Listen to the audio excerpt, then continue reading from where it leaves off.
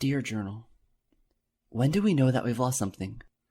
Is it after we spend all of our days trying to earn our keep, only to have all that special to us taken away before our eyes? Or is it after we've claimed something, only to have somebody else steal it from us? Does a life of pride and hard work equate to pure agony, when all of that effort is laid to ruin? Or perhaps we stand to lose something that is essential to us, something that makes us who and what we are. Then, someday, that part of us crumbles away. And what choice do we have but to stand back and reevaluate ourselves, wondering if we were ever made up of the substance we used to value so heavily? I thought I had lost everything when this curse happened. And perhaps I indeed had. But there's something worse than loss, and I've come to believe that it's the actual knowledge of loss. Everything dies. Of this, I am convinced. Of this, I have no doubt. But until now, nothing had ever made that palpable to me. Nothing had ever marched in on my life, cursed or uncursed, and shown me with a pale emotionless light of truth what it means to be part of something, and then to witness that something crumbling away. After all, the best things in life could very well be those that have been collapsing for as long as we've been alive. Can a simple song restore the gaps of us that will forever remain empty? Or can some of us who are blessed, be capable of filling those gaps with new and promising things that even death itself will tarry to drown? Well, I'm certainly glad you came to me for practice, Miss Heartstrings, Twilight Sparkle said. I heard her voice slowly orbiting me. It was difficult paying attention to both her and the field of energy I was summoning above myself, but I did the best that I could to multitask. Though this mostly takes clever concentration to master, it's not something that a unicorn can so easily learn on our lonesome. I'm beginning to understand just how difficult this is, I struggled to utter. Her voice giggled. It should have been distracting, but it only made my heart jump. You're straining too hard, she said. This isn't a telekinetic spell. Protection buffs are all about summoning magic fields to do the hard stuff for you. You don't need to put all your strength into it. The key is to relax. Relax? I stammered, feeling all four knees wobbling beneath me. Relax how? Well, for one, you don't have to keep your eyes shut like that. I took a deep breath. Carefully, I opened my lids. A foggy library came into focus, in the center of which was Twilight's smiling face. There. Isn't that better? My full-hood friend said with a pleasant tone as she stood before me. There's no need for you to be inflicting so much stress on yourself. You've already opened the necessary channels to your ley lines. Take slow breaths, and allow your horn to do all the rest. I gulped and nodded shakily. Okay, Miss Sparkle. Call me Twilight. Okay. Twilight? I managed a weak smile. My eyes twitched under the mint green glow emanating directly out of my forehead. I couldn't help but feel nervous. My special talent was in music. Sheer magical strength just wasn't my forte. And yet here I was in the middle of Twilight's domain, attempting to cast a low-grade protection spell. As a matter of fact, much of my life since the curse began has consisted of me forcing myself to exercise magical feats that I would never have considered attempting before. Until I came to Ponyville, the most I ever used my horn for was floating small objects around the house, or strumming my lyre. With each progressive month spent in that town, I found myself lifting logs to build the cabin, casting light beams to illuminate the world at night, sparking flame to light a fireplace, and, of course, performing enchanted symphonies that flung my entire world upside down. To say that I needed a magical tutor was an understatement. It's funny how I never once thought of asking for Twilight's help for more than just identifying the lunar elegies. I suppose I've always felt like I'd be troubling her unnecessarily, regardless of whether or not I was a stranger to the young mare. I soon realized, however, that I was treating my full-hood friend with kids' horseshoes. She was no longer the little filly I used to hang out with in the streets of Canterlot. She was an adult, and much more than that, She was the most gifted magical unicorn in the entire town of Ponyville. Of course she'd be more than capable of helping a stranger such as myself learn new things, regardless of the impromptu nature of such imposing requests. I felt bad for underestimating her.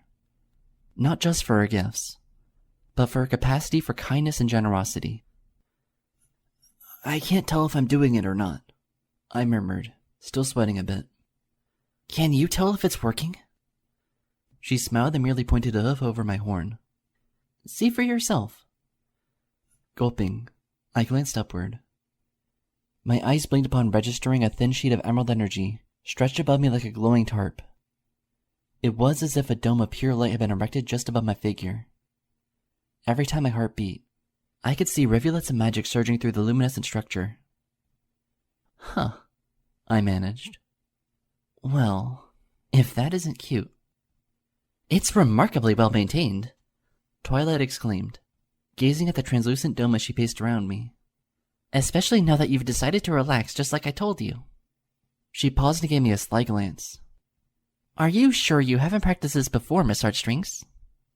I smiled back at her, still trembling slightly with a concentrated effort. Trust me, Twilight.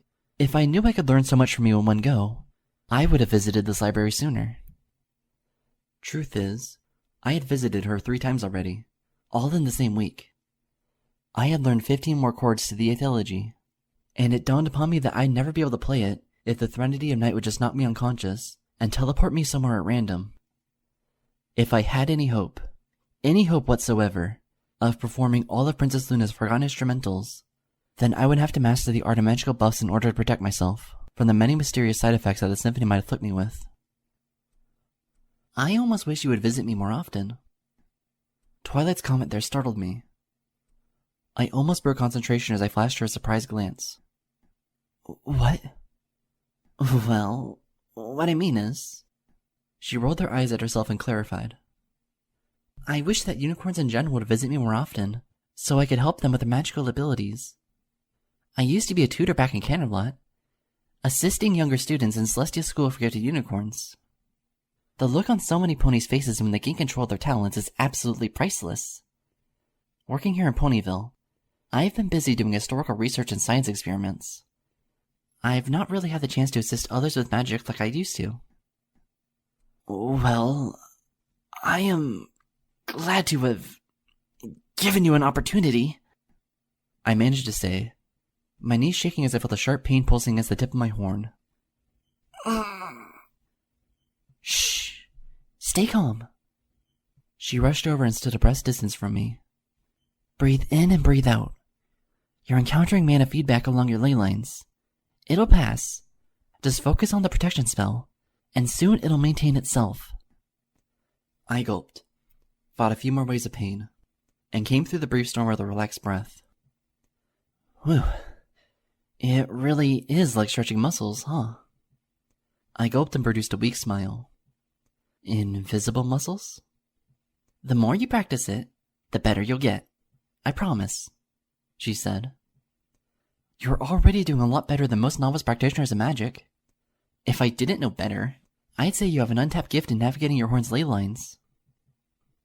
My eyes darted towards the sea of books lining the cases around us. I imagined the earthen walls of my cellar instead. My ears twitched with the 25 chords of the Eighth Elegy. I felt a wave of chills, but bravely fought them away as I spoke.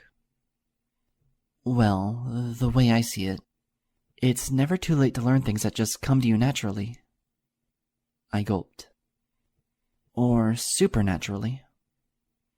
Long ago, Princess Celestia taught me that there's an essential balance between the visible world and the invisible.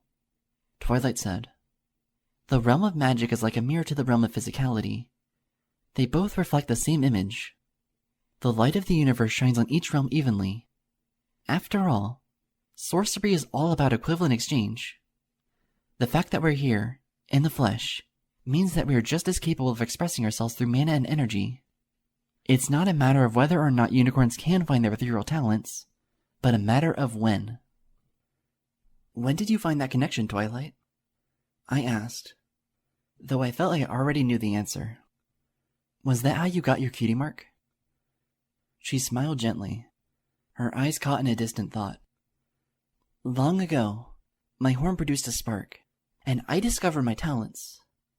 But no, I do not believe that is when I made the connection. Years later, when I came to Ponyville, I discovered a spark of a different kind, and that has mattered more to me than all my years of exercise and research combined. You see, Miss Heartstrings, being connected to the realms of magic means nothing when you're blind to the connections you can make in the plane that you're currently residing in. Such attachments are far more challenging to make or maintain, but they're a great deal more rewarding, I've come to believe. I took several deep breaths. I was just then starting to relax, or at least in the manner she had so desperately coached me to. No wonder everything comes naturally to you, Twilight. You seem to really have it together. Well, I try. But I'd much rather see you and other unicorns achieve the same harmony, which is why I'm starting this new project for Cheerilee's school. Oh? Like what kind of a project? Before she could answer, a familiar purple figure waddled into the room. Okay, I got the bucket of water, Twilight. Spike grumbled, using all his might to maintain the weight of the wooden container in his scaled arms. Would you care to remind me just why I fetched this from the well up back to begin with? Spike? Didn't I explain that to you 10 minutes ago? Twilight frowned and pointed towards the ladder leaning against the far wall of the library. We need that water for Miss Heartstrings' protection spell lesson. Miss who? Spike made a face, glancing at the bucket in his grasp as if it was a sea mine. Hey there, handsome, I said, struggling to add a wink. Oh, hello. Dig this well hoodie. Twilight rolled her violet eyes. With a flick of telekinesis, she dragged the ladder over so that it stood beside me. I swear, Spike, it must be something I feed you. Your ears are getting clogged up. I've been staying away from the fatty diamonds, I swear. Don't worry about it, Spike. Just climb up the ladder and wait for my signal. He awkwardly ascended the wooden rungs, balancing the bucket on one aching wrist. I don't get it. What are we doing? Don't we need Rainbow Dash around to pull a prank on some pony? Spike, we used to do this in Canterlot, remember? It's how I learned to master the protection spell myself. Yeah, but at least Princess Celestia was around to levitate the stupid bucket. We can afford to live without Her Majesty's magical luxuries, don't you think? Easy for you to say, Miss Hornhead. What was that? Nothing. He stood above me with a bucket of water, ready to pour. I bit my lip and glanced, sweating, at Twilight. Is this part of the plan? I swore I came here to do a magic lesson, not participate in a wet mane contest. Just relax and focus on your spell, Miss Heartstrings. As Twilight spoke, she smiled and effortlessly erected a lavender wall of energy in a circle around me, like the bottom of a telekinetic, cylindrical bathtub. The ease with which she shot her beams of magic filled me with an instant awe, and envy. Though this is just a low-level buff, it should be more than enough to, well, keep you dry. But what if I fail to maintain the energy field? She chuckled briefly. Oh, I seriously doubt you'll want to do that. She cleared her voice and glanced up at her assistant. Spike? Yeah, okay, here goes. He tilted the bucket directly over my head. I resisted the urge to wince. My eyes squinted instinctively, but to my delight the water did not splash into my face. Instead, as soon as the liquid made contact with the emerald dome, it went in all directions except down. A ceiling of levitating liquid collected in a magical pool above me. The protection spell was working. The energy from my horn resisted the trickling currents of well water. I couldn't help but exhale in wonder. This was a great deal easier than trying to push water away with telekinesis. All I had to do was maintain the shape of the dome, and the energy field did the rest of the work. I never once dreamed before coming to Twilight that I'd be anywhere near capable of performing a feat such as this. I immediately started wondering just what other elements this spell could ward off, and just how severe. You're doing it, Miss Heartstrings! Twilight exclaimed in delight. She paced about as she watched the water trickling around me, like rainwater cascading down the edges of a transparent umbrella. Her lavender telekinesis collected the water at my hooves, and kept it from spreading to the valuable contents of the surrounding library.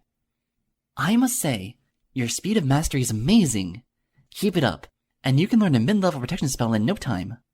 You could go trotting along the bottom of a lake and not even get wet. I managed a breathy chuckle of my own, gazing in happy shock at the water sloshing just inches from my nose. You don't say. I gulped and uttered impulsively. And what about a blizzard? Could I survive a plunge into a frozen lake? It was Spike, of course, who retorted at such absurdity. Lady? It's the middle of August. Why are you so concerned about a blizzard? Before I could manage a witty reply, there was a sharp knock on the door. Twilight shouted over her shoulder. Library's open, come in. Bright light flooded the room as the front entrance flew open. A pale figure glided in, carried by the sheer melody of her joyous voice. Well, batten down the hatches, 'cause things are about to get loud and crazy in here, girl. That voice. Every artery in my body pulsed with one single leap of my heart. My eyes twitched, the world blurred, and my protection field. I could no longer feel it. As a matter of fact, I could no longer feel my horn. I could feel nothing but water.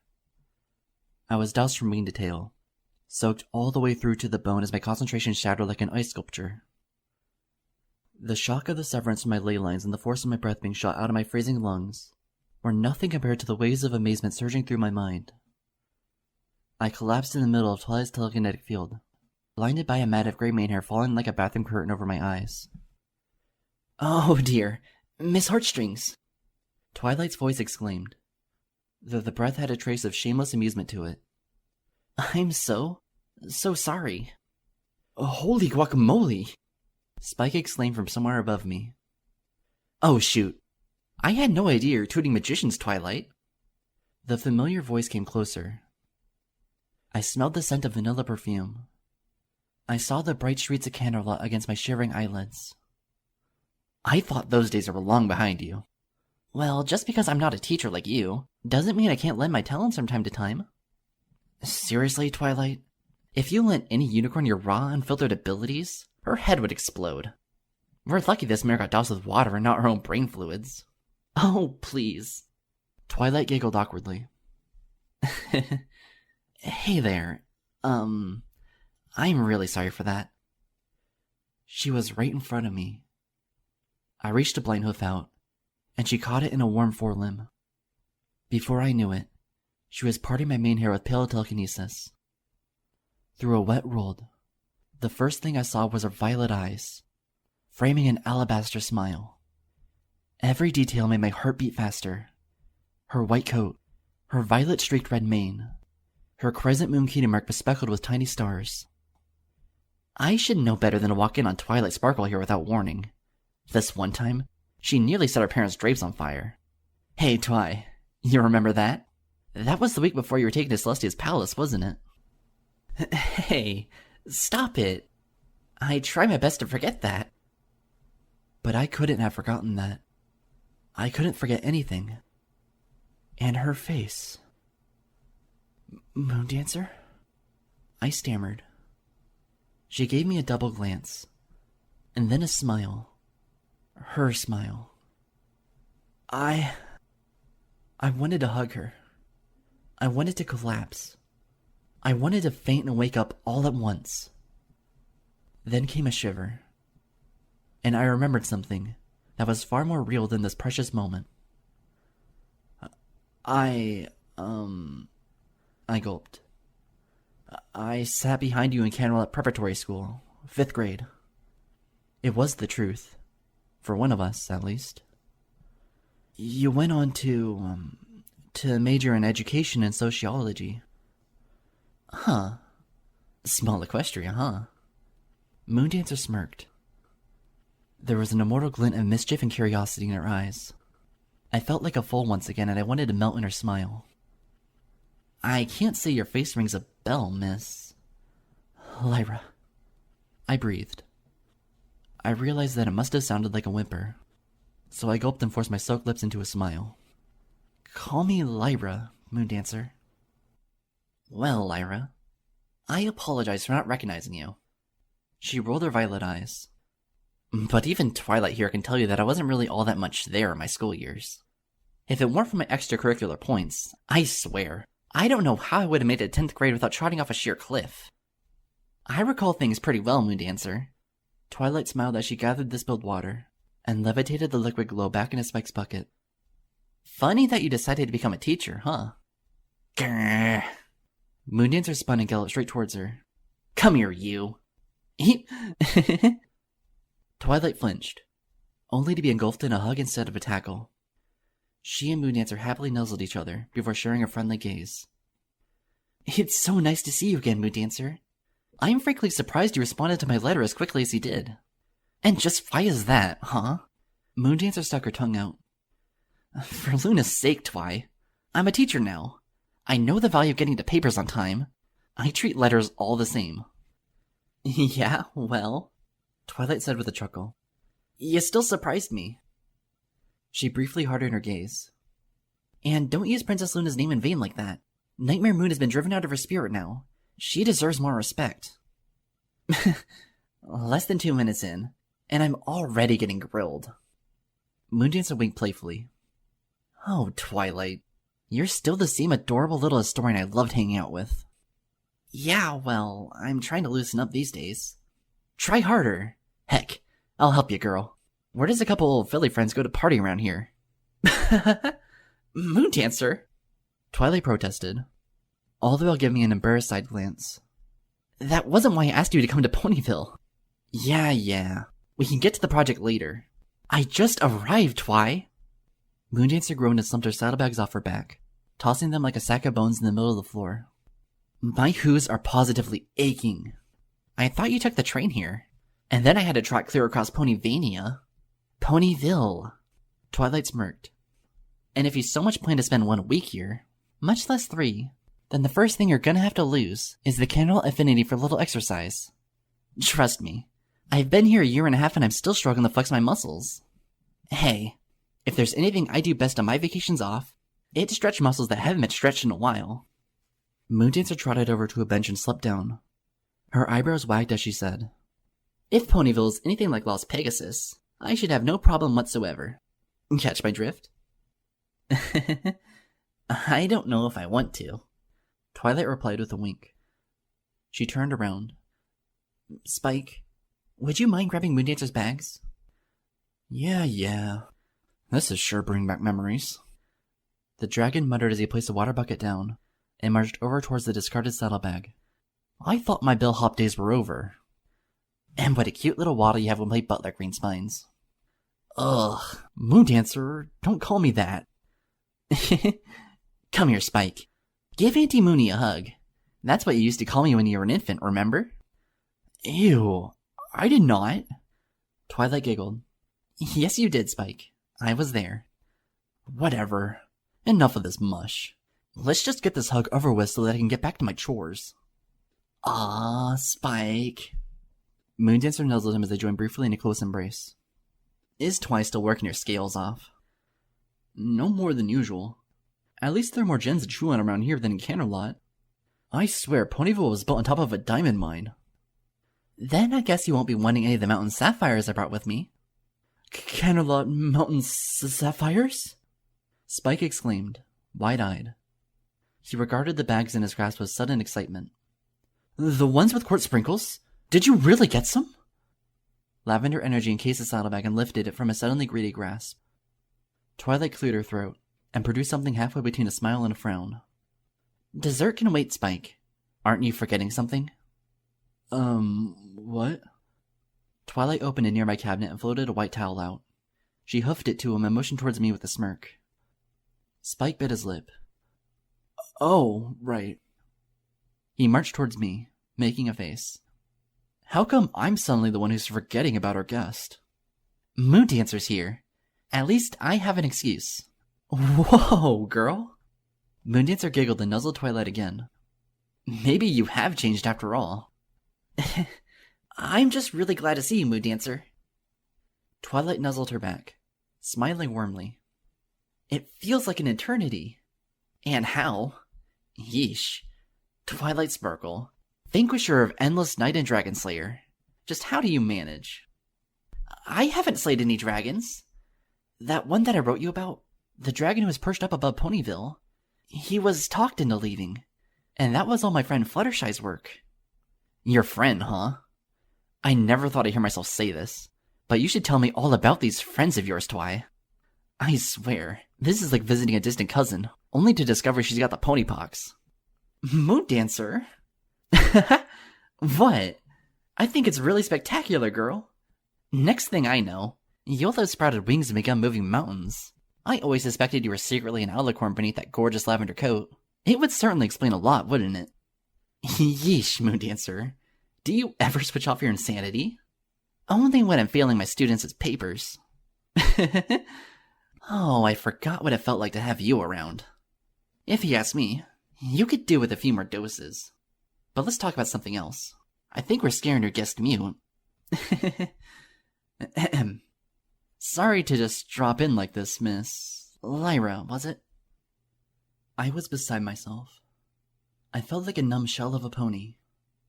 This whole time, I didn't care how soaked I was. I could have stood and listened to the scene forever.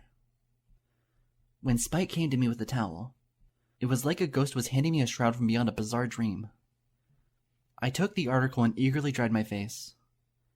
It was more than bucket water that I had to contend with. Several seconds passed since I last heard Moondancer's voice. I sniffled once, twice, and made sure my face was good and dry, before gazing at her with the bravest of smiles. Please, don't mind me. I bit my lip, and fought to keep my voice from cracking. By all means, you two should catch up. And I know just the place to do it, too. Moondancer beamed, glancing at Twilight. The mayor next to me on the train spoke of this delightful little place called Sugarcut Quarter. Sugarcube Corner, Twilight corrected. And I'd be more than happy to take you there. Oh, please. Spike chuckled.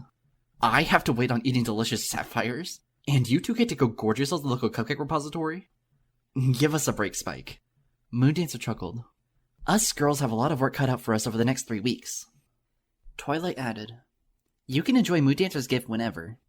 She and I, though, will be racking our brains on this project until it's finished. So, it's Sugarcube Corner or bust. Moondancer once again interjected.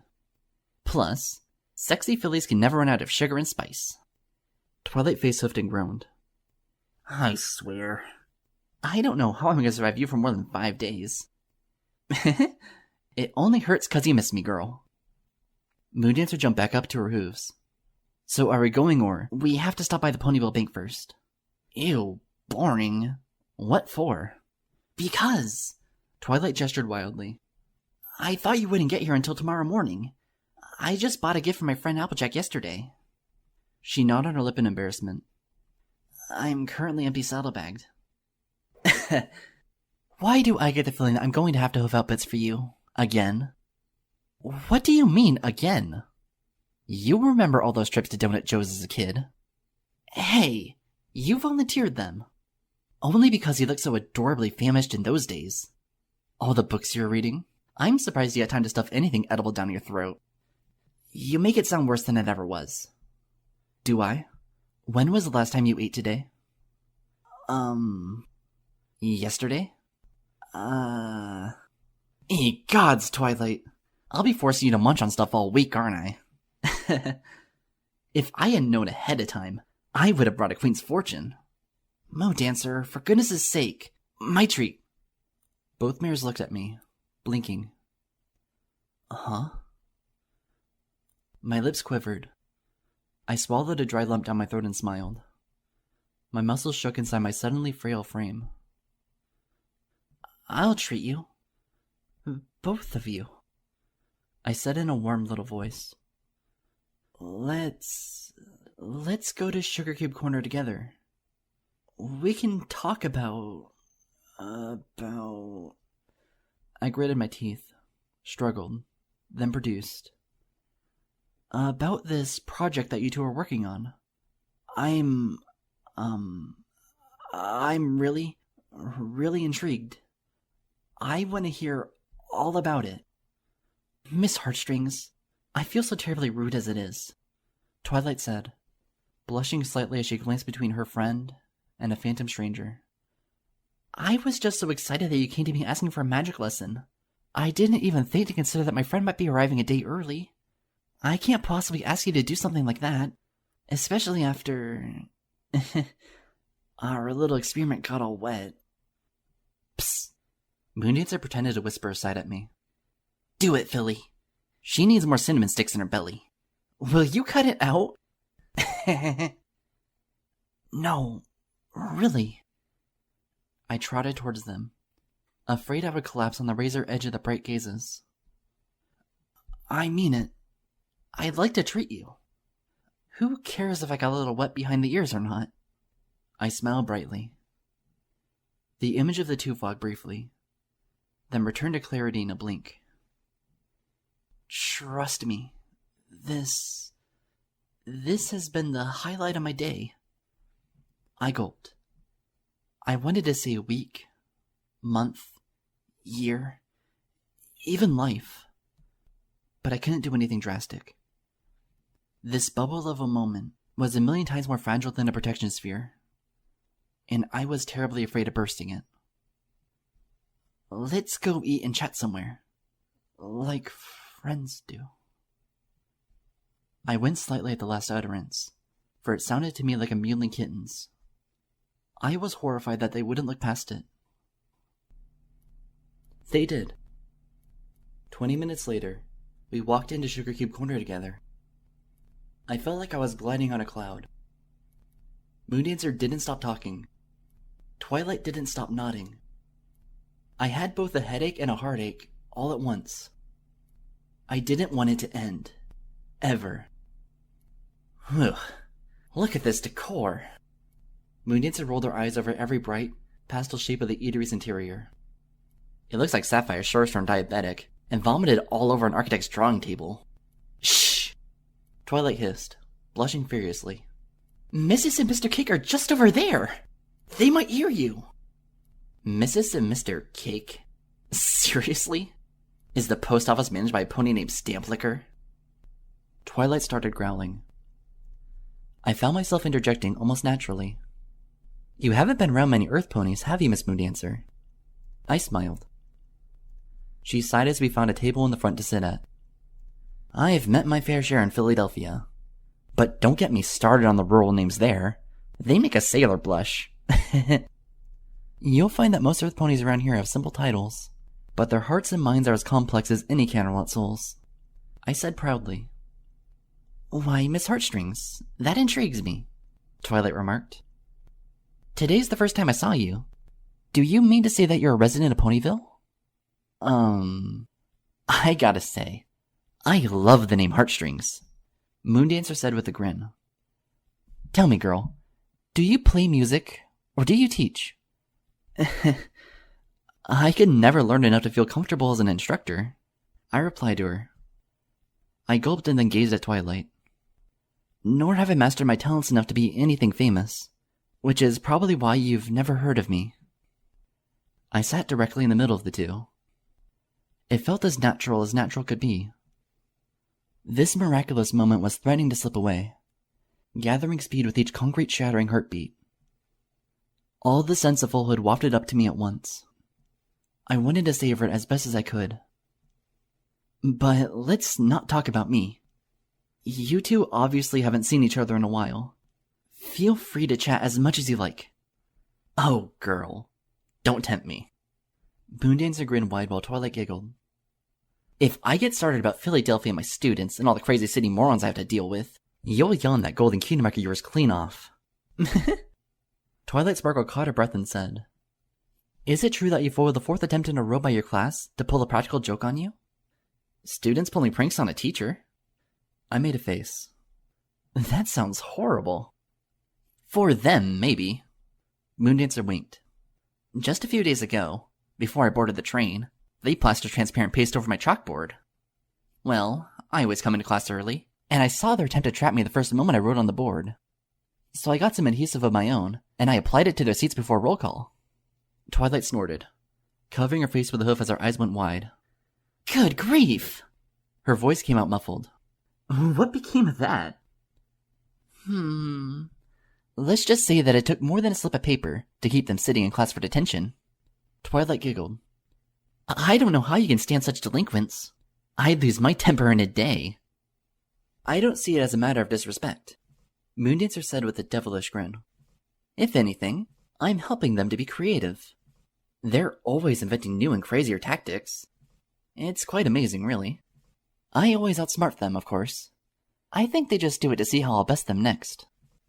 But does it ever go too far? You gotta ask them. Last I checked, 3 of the Colts had to wear trunks. In the middle of urban Philadelphia? What for? 'Cause they got stripped of all the coat hairs on their rumps. Why else? The wrath of Moondancer knows no boundaries. Our laughter was a delightful chorus. An encore to years that I thought would forever be lost to me. When Mrs. Cake shuffled over, I was so lighthearted I felt I would faint before making my order. Well, if this isn't a merry bunch. Mrs. Cake beamed. Good afternoon, Miss Sparkle. Are we having ourselves a little reunion here? You can say that again. I heard myself speaking up. But before I could add anything else, this is my good friend from my foolhood, Moondancer, Twilight remarked. She's come to visit and help me with the curriculum I have planned for Miss Cheerley's after-school program. Oh? Yes, sirree. Moondancer wrapped her forward limb around Twilight, and Twilight alone. It's the 2 mistresses of mana, galloping together again. Hey, Twigirl, you remember those days we used to pretend to be Celestia and Luna going on adventures? Twilight rolled her eyes. How could I forget? You kept pretending that the moon could swallow the sun. And wasn't that fun? It was also scientifically inaccurate. I spent an entire week trying to convince you that the eclipses become visible as a matter of light projection and depth perception. Needless to say, she needs me here to get her to loosen up a bit, Moondancer said. But so far all we managed to do is tease Spike, and get Lyra here's main wet. Seriously, it's all in the past, I said in a soft breath, feeling like the lone satellite that I was. Clearing my throat, I summoned a smile once again, and looked Mrs. Cake's way. I'd like to order me and these delightful mares here some of your finest sundaes. Oh, that is more than doable, hun. Mrs. Cake sat on her haunches and used her front hooves and teeth to sketch on a notepad. Ahem. And what flavors will they be? Chocolate, Twilight said. Vanilla. Moondancer chirped like the fool she once was. I glanced at them, took a warm breath, and gazed at Mrs. Cake again. A little bit of both. Done, and done.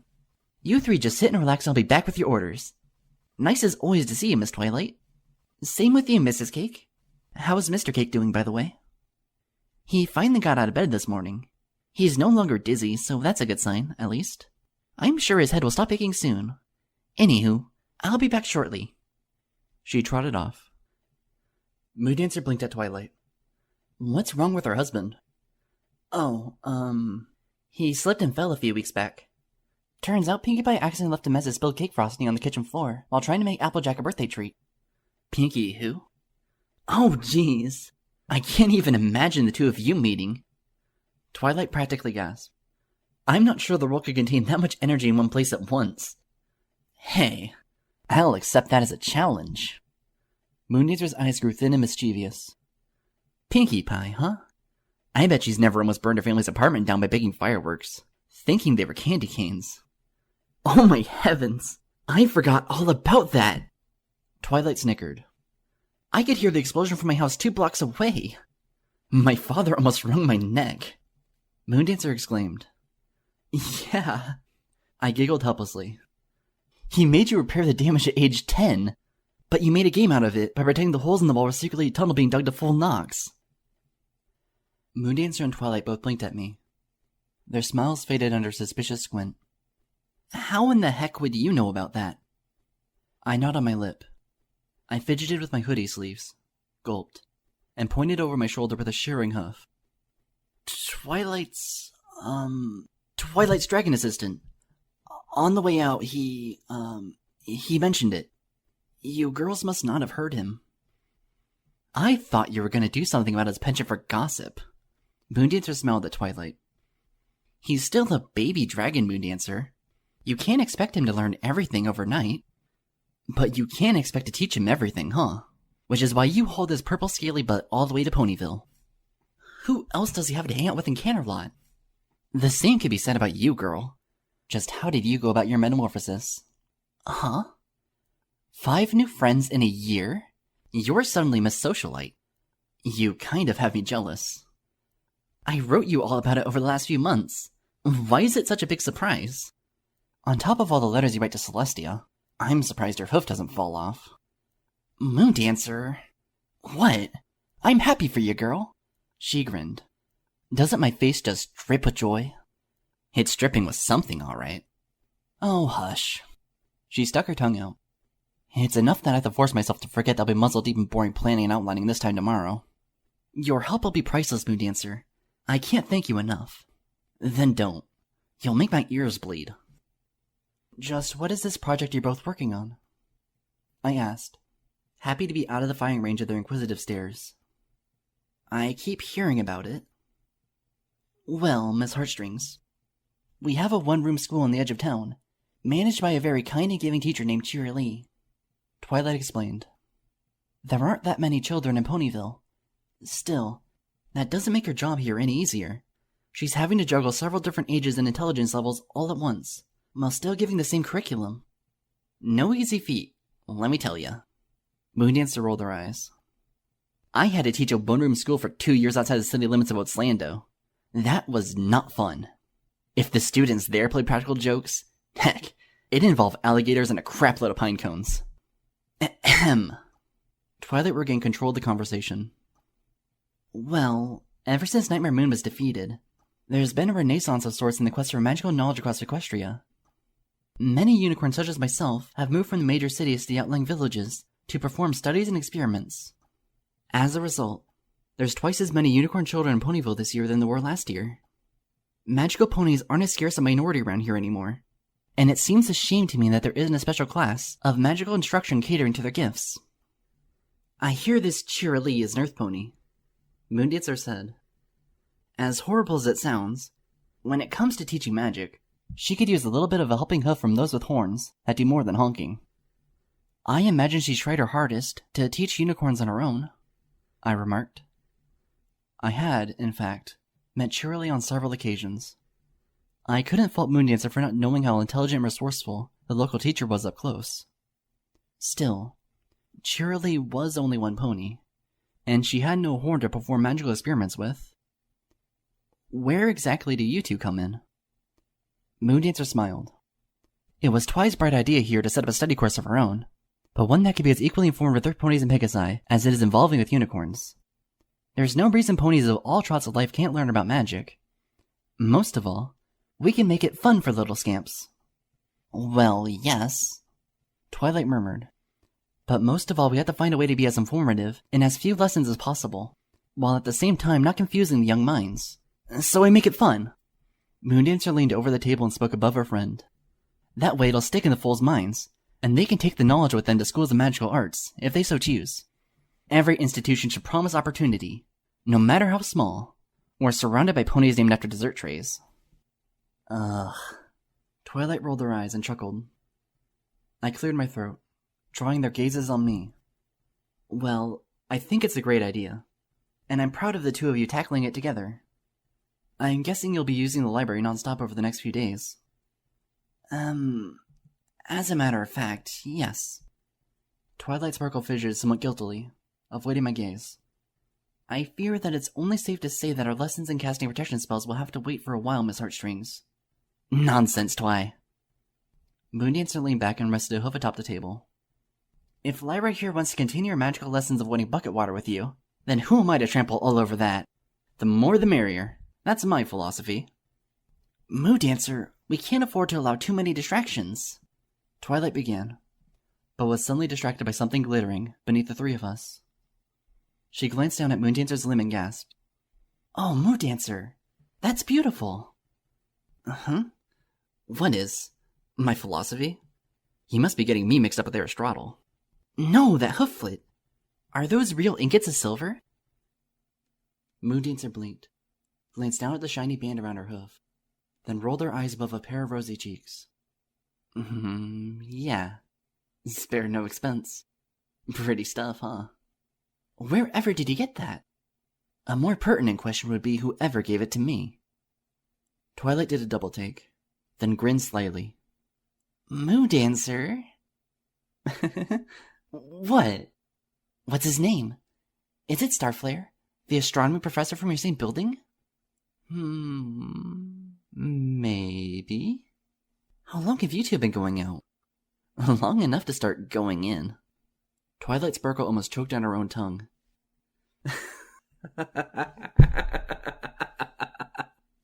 Moondancer hugged herself, losing oxygen from laughter. She leaned over and patted a blushing Twilight on the shoulder. How I always forget that you're attached to the hip of a princess. I had no idea, Moondancer. Now you've got a pretty good idea. Perhaps it makes sense where I get the wherewithal to deal with so many delinquents in my class. I'm in a pretty happy place these days, Twi. Silver hooflets aren't enough to convey what a daily romantic stroll by the campus lake feels like. I'm very happy for you, Moondancer.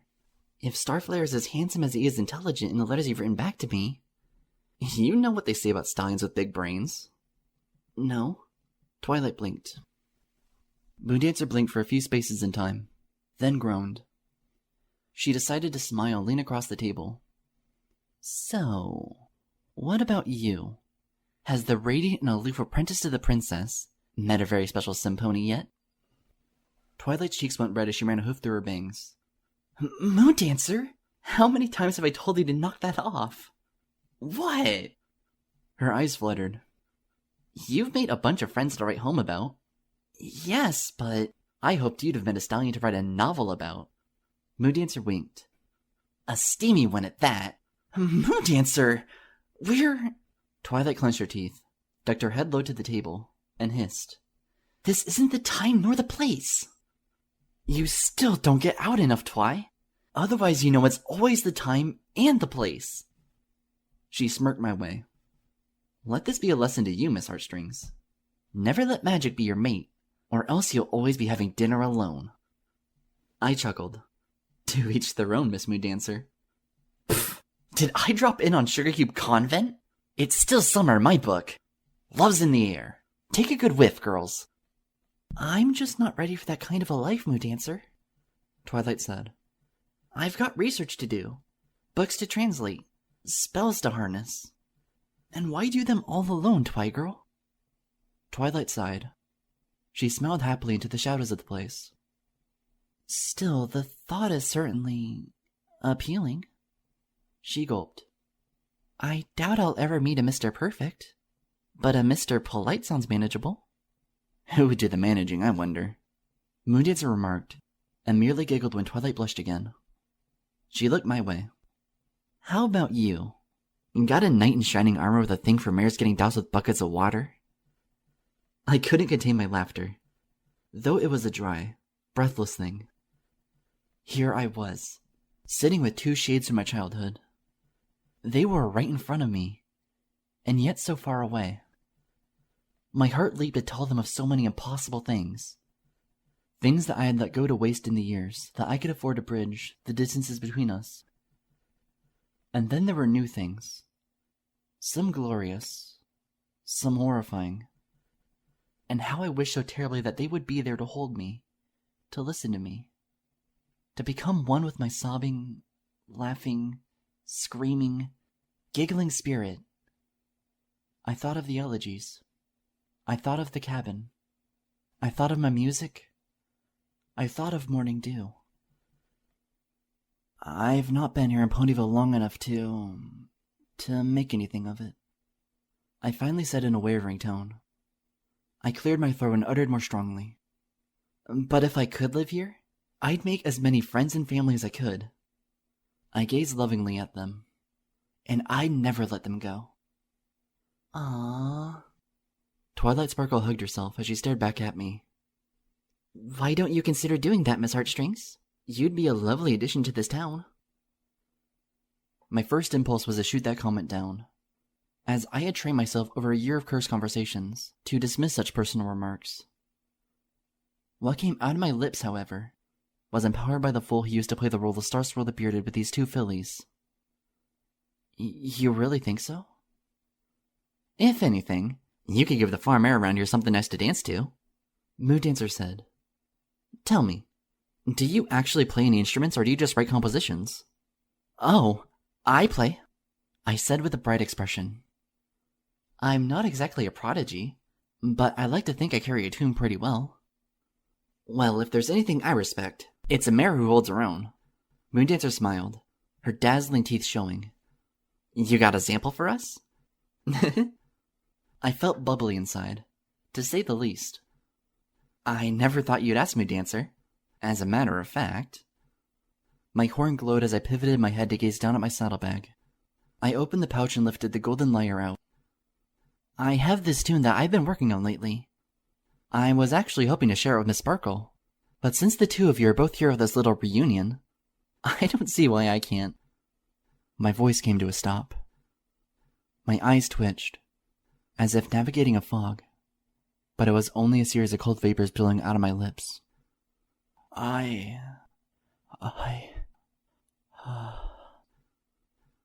Oh, hey! Look at this toy girl. Moondancer giggled as she pointed across the table. Dessert and a performance? I take everything I said back. Super Cute Court is a lot cooler than I thought. Sugar Cube Corner, Twilight corrected, rubbing her head as if coming out of a stormy migraine. She gave me one glance, and tiredly smiled. Well, hello there. Is Mrs. Cake hiring minstrels now? I gazed at her, at the dullness in her eyes, and the trace amounts of joy that was spilling out, only to be absorbed by the pale pony next to her. I looked at Moondancer, who was as bright and enthusiastic as when she first arrived. Her face was still the snapshot from my childhood, a photograph I can no longer afford to share space in. I was just about to... Twilight and Moondancer smiled. They could just as well have been looking straight down a deep, dark well. With each blink, I felt like they were shrinking away a mile per second. I was afraid the next twitch of the eye would cast them in the blackness forever. So I turned away. I was just leaving. I didn't mean to take the seat. I thought I was unoccupied. It's all right, Twilight said softly. It's not like it's reserved or anything. Well, actually, we kind of had some catching up to do and stuff. Moondancer interjected. Still, that's a wicked awesome instrument you got there, girl. You should let us hear it sometime. Maybe someday you can, will hear it. I shuddered, bagged the lyre away, and sniffled. If you'll both excuse me. I made sure that my exit wasn't a gallop, but that's the least I could say about my grace. I nearly bumped into Mrs. Cake along the way. She carried 3 sundaes atop a tray positioned on her spine. Here you go, girls. She placed the tray down, then paused with a nervous double-take. Oh dear, there were only 2 of you. How'd I mess that up? Hey, who's complaining? I can live on 1.5 sundaes. What about you, Twi? Sure, Moondancer, but what? Funny, I don't know how to say this, but I don't have any bits on me. Ugh, should have known, girl. If your head wasn't attached to your neck. Hey, what's that supposed to mean? No matter. Mrs. Cake, was it? Mm-hmm. The old mare nodded. Right. Moondancer smiled and slapped the golden coins atop the table. Here you go. All my bits. I hope it makes up for Twilight's stinginess as well. Grrr. Twilight steamed. Ye gods! You're so cute when you're steaming. What am I going to do with you? Twilight's expression was halfway between a glare and a smile. Tell me all about your plans for the Grand Galloping Gala. Oh, yes. But, didn't I write you about that? No? Well, as you know, the gala's in 4 weeks. But it so happens that over a year ago, right after arriving in Ponyville, I received an advance ticket. But I wasn't the only one. It's actually kind of an interesting story. You see, I was originally given 2 tickets, and I happened to be harvesting fruit with Applejack on the afternoon when I physically got Celestia's invitation. When I stumbled into the cabin an hour later, I remembered what my home was. I remember the lonesome shadows of countless musical instruments dangling off the walls above me. I remember the layers of dust collecting on my journal and music sheets. I remember the ashes of the fireplace and how they would sing to me. I dropped my saddlebag unceremoniously to the floor, took 2 hoof steps, and utterly collapsed into my cot. There, I buried my face into the sheets. My eyes were clenched shut. I didn't want to be awake. I didn't want to see any light, for fear that my mind would form the shapes of Moondancer's grinning teeth, or Twilight's blushing face. I could still hear their voices, their giggles and their teasing tones, haunting me between the shuddering breaths that echoed against the claustrophobic wooden walls. I think that every ghost that haunts a place is too busy frightening her own self.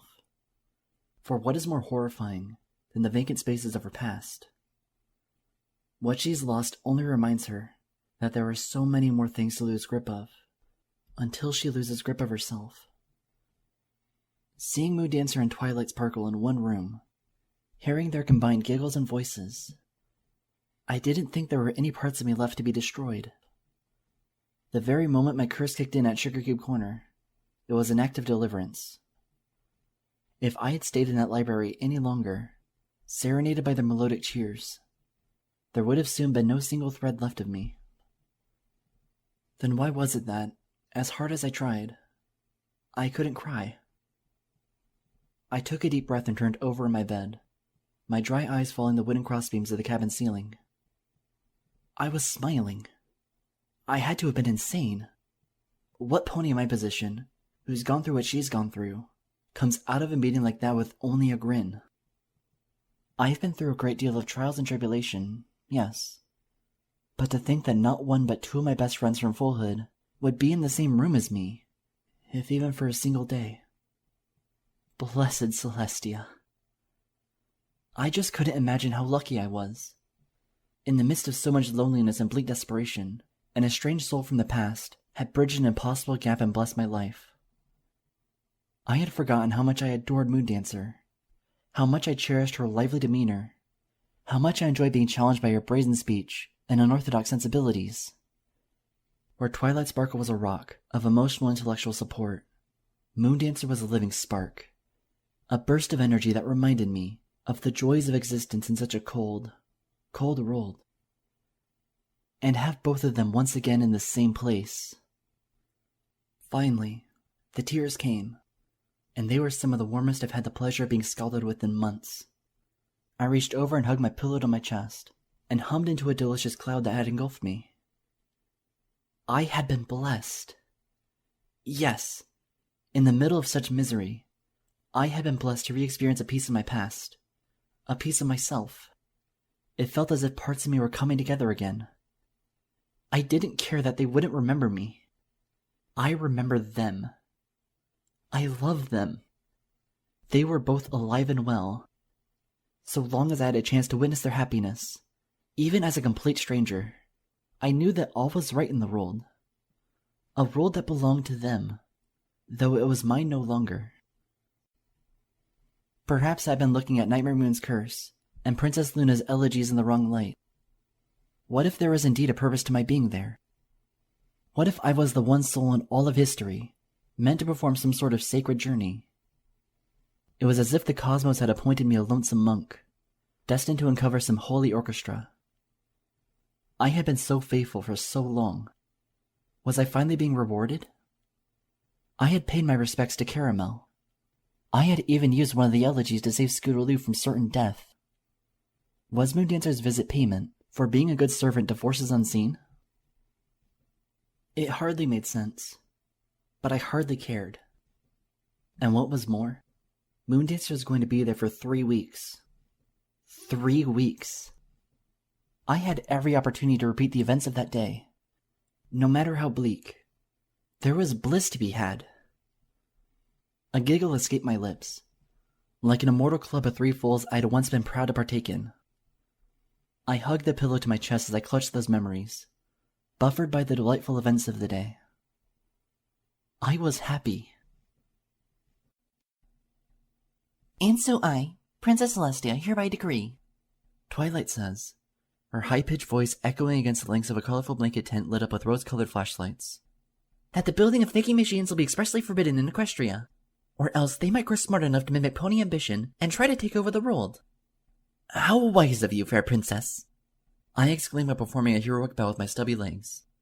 As Sorcerer Supreme of the Bearded Guild, I shall uphold your wise and holy law. Can't we at least have one robot around? Moondancer suddenly speaks out of place, poking her head in from outside the tent. Bright violet eyes reflect the flashlight as she smiles and chirps.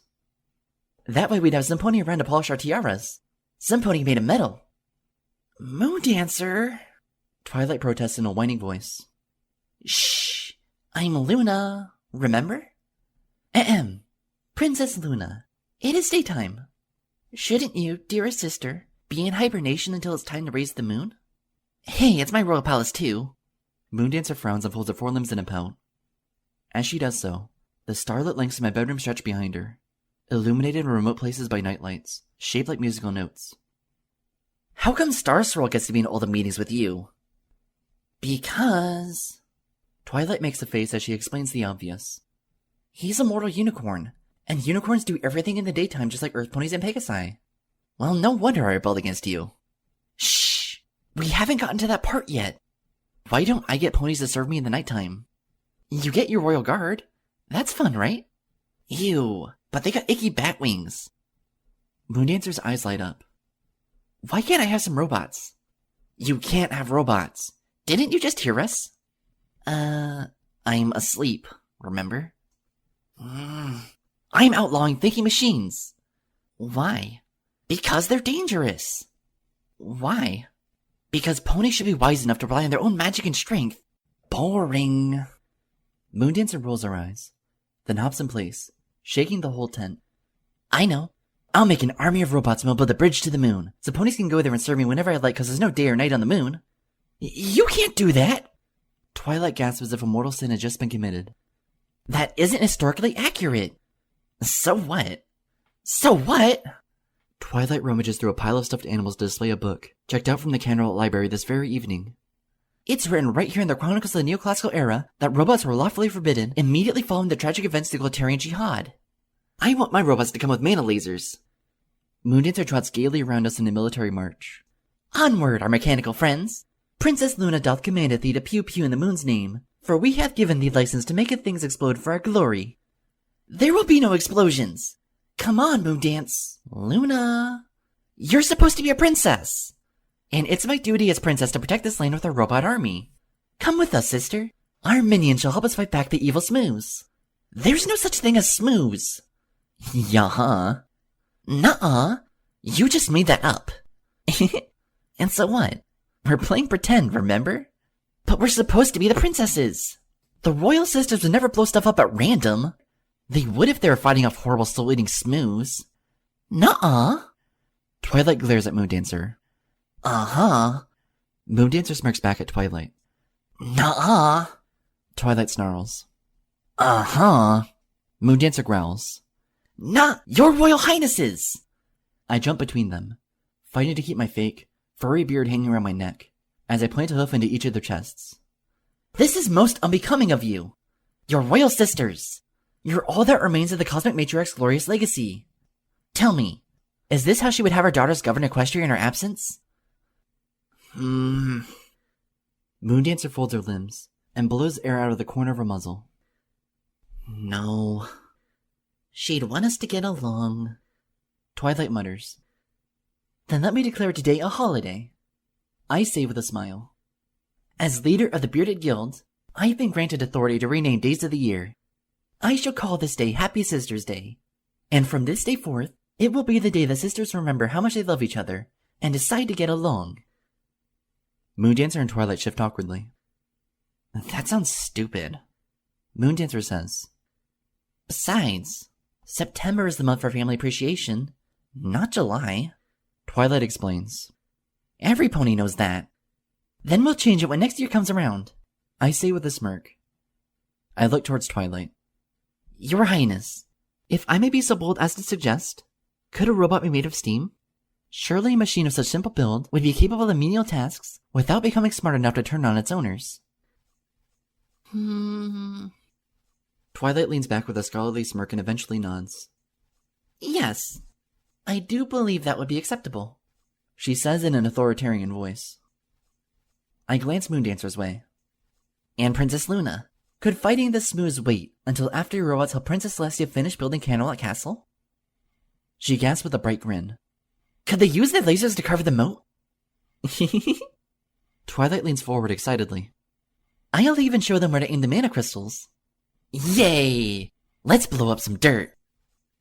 Ahem. Twilight points a sparkling baton in my direction. Star Swirl the Bearded, for your infinite wisdom and calmness of mind, I appoint thee head of the robot committee. Yeah, Star Swirl. Moondancer winks. Way to use your whiskers. Our moon shineth on thou. And stuff. I smile proudly while bowing low. It is my honor, your highnesses, to serve you until the end of my days. Yeah, whatever. Moondancer rubs her hooves together. Let's build us a robot castle. I'll show you where the moat goes. Twilight hops about. Hey, what about torches? It'd look really cool if we lit the place up at night. We need to fetch some coal first. Coal?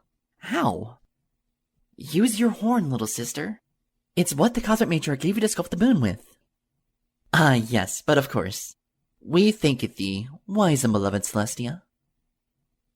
I sit in my corner of the tent as I scramble around my bedroom, grabbing supplies. Outside, the stars are a galaxy away, but I swear the cosmos are glittering right in front of me. I smile, for I do not want this sleepover to end. 2 days had passed. I could barely keep myself in my cabin. I had to know more about Moondancer's and Twilight's project. I had to see them again. I had to hear them again. I woke up each morning with my mind clear. I couldn't even hear the elegies in my head if I tried. The world was no longer cold. I almost considered stripping clean of my hoodie. Instead, I decided to express my cheer in a different way. I donned Rarity's fantastic red sweater and made my way into town. Pony smiled and waved at this exuberant, brightly dressed stranger as she trotted energetically through the streets. I smiled back at them. I hummed a tune.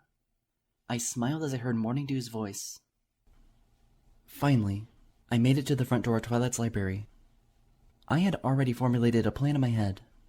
I would pretend that I'd been sent there on the promise of a scheduled appointment with Twilight for practicing magic. Then, in her usual pensiveness and self-doubt, Twilight would opt to help me, regardless of having never met me before. In a way, it felt like a dirty trick on my part, but I couldn't help it. I wanted to see her. I needed to see her. And if Celestia was my witness, I would make sure she only became happier from the meeting. I knocked on the door. There was a muffled sound from within. For better or for worse, I assumed it was an invitation, and I opened the door. Excuse me? I leaned in with a smile. Sorry to bother you, but is Miss Twilight Sparkle around? It's approaching 1 o'clock, and I do believe the Candlelit Magic Commission has sent a note about my... How many times do I have to say it, Moondancer? Twilight Sparkle was barking. Her mane tousled and frayed at the edges. She sat across the table strewn with a disheveled sea of papers and notes and reference sheets. You can't assign 4 field trips. 2 is pushing it enough. Pfft. Moondancer rolled her eyes from where she was lying, reclined lackadaisically on a bench across from Twilight. I was about to say that 4 is too few. You've got to be pulling my tail. I'm only saying that we should promote first-of experience with magic. Moondancer smiled tiredly at her quivering companion. That's why we send the little scamps on exciting trips. A tour of Winnipeg's Museum of Lunar Incantation is the best way I can think of opening their minds to the field of sorcery. Moondancer, honestly. Twilight tossed her hooves. We're setting up a study course here, not a vacation. Never mind the fact that we couldn't even fund so many field trips. Just how is one pony like Cheerily even remotely capable of managing that many trips with all the lesson plans she already has on her plate? You're not thinking outside the box, Twilight. Pfft, as usual. Moondancer sat up and smiled foolishly at her friend. Cheerily's biggest problem is that she's stuck in one place. Ponyville. Have you taken a single look outside this library of yours, girl? Things ain't exactly magical. I don't see your point. The point is, The little fools of this place aren't going to learn crap about magic, so long as they're imprisoned in a one-room school here. Moondancer stood up and paced about the library. They need to stretch their legs, explore, get to see the exciting sights of the world, feel what it means to be alive. Trust me, there's no better way to learn. Am I the only one who sees the problem here, Moondancer? Twilight's face paled with worry, her eyes soft and pleading. I can't see how any of these young unicorns' parents could, for one single second, consider signing their kids up for so many trips. Use your rich noggin, Twi. Moondancer grinned aside at her. I'm not suggesting we send the kids off to war or some crud. I'm just thinking that we could get plenty of opportunities to leave the confining walls of a school building and see up close and personal what magical things there are in Equestria. It's too ambitious and too expensive, Moondancer, Twilight said with a frown. The sheer days spent in the backs of wagons, trudging from town to town, would be much better spent in the newest printed textbooks on magical enchantment and conjuration. Ugh. Give me a break, Twilight. Moondancer ran a hoof over her face and spun to gawk at her friend. You think that's gonna change anything? They're already stuffing their eyeballs with mountains of text. We're trying to get them to learn, not fall asleep. We mustn't lose focus of the goal of this program, don't you think? Twilight exclaimed. We're trying to provide much-needed information to young fillies, unicorns or otherwise, who've been deprived of magical education for years. And 1 billion books aren't going to solve all of that, Twi. Moondancer paced towards her. Well, sure. Mountains of books work for you. But you've got a deep mind that's always been a major receptacle for that sort of sheer data clunkage. I mean, heck, that's why Princess Celestia appointed you as her apprentice and stuff. But these kids? No offense or anything, Twi, but many of them would rather lay an egg than wear one in place of their head. Well, forgive me for trying to be considerate of their futures, Twilight said with a frown. Out there in the competitive world, the demand for magical knowledge is increasing by tenfold every year. These kids are going to grow up as strangers in a world that's far too advanced for them. Okay, now you're just being dramatic. And... Twilight continued, pointing firmly with her hoof. They're not going to be anywhere near competent after spending all of their study time prancing around old historical landmarks. Moondancer, I appreciate your value in history and exposing these fools to it, but let's be reasonable, okay? Look, I'll concede. 1 field trip is fine. 1. We can assign them the Winnipeg. But I really think we should stick to the outline I made yesterday with 3 reading assignments per week, bring down 20-question homework exercises and graded by a regular series of pop quizzes. Ugh. Moondancer tossed her mane with a groan. Twilight, stop thinking like a machine and try to get down to the kid's level. She smiled and leaned in with an empathetic grin. The biggest thing I learned about my first 5 years of being a teacher is that trying to shove a textbook's worth of information into a kid's head is like shoving a round peg into a square hole. And I mean that in the least sexy way possible. Moondancer, Twilight sighed. Moondancer's voice rose. You gotta amaze the kids. You gotta show them how magic is alive and real in this world, and you can't do all of that from a chalkboard. That's why that's why I know that we should turn this program into an opportunity to give the kids a time in their lives that they'll never forget. Learning can't be forced, but it sure as heck can be encouraged. What are we doing with each day of our lives if not living and learning at the same time, Twi? I still think you're going off the deep end with this, Moondancer. Just be rational. That's all I ask. Twilight slapped her hooves over a pile of notes. We've been entrusted with creating a program that is well structured and easily repeatable for several generations of students to follow. This is no excuse for you to be exercising some radical education theory. We need something more practical. Radical education theory? Moondancer giggled helplessly. Boy, you have been tutored by a princess. It's cute what words you come up with to describe things you just simply don't agree with. Moondancer.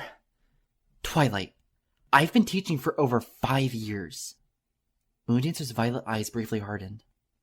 Her usual smile was nowhere to be seen in her features.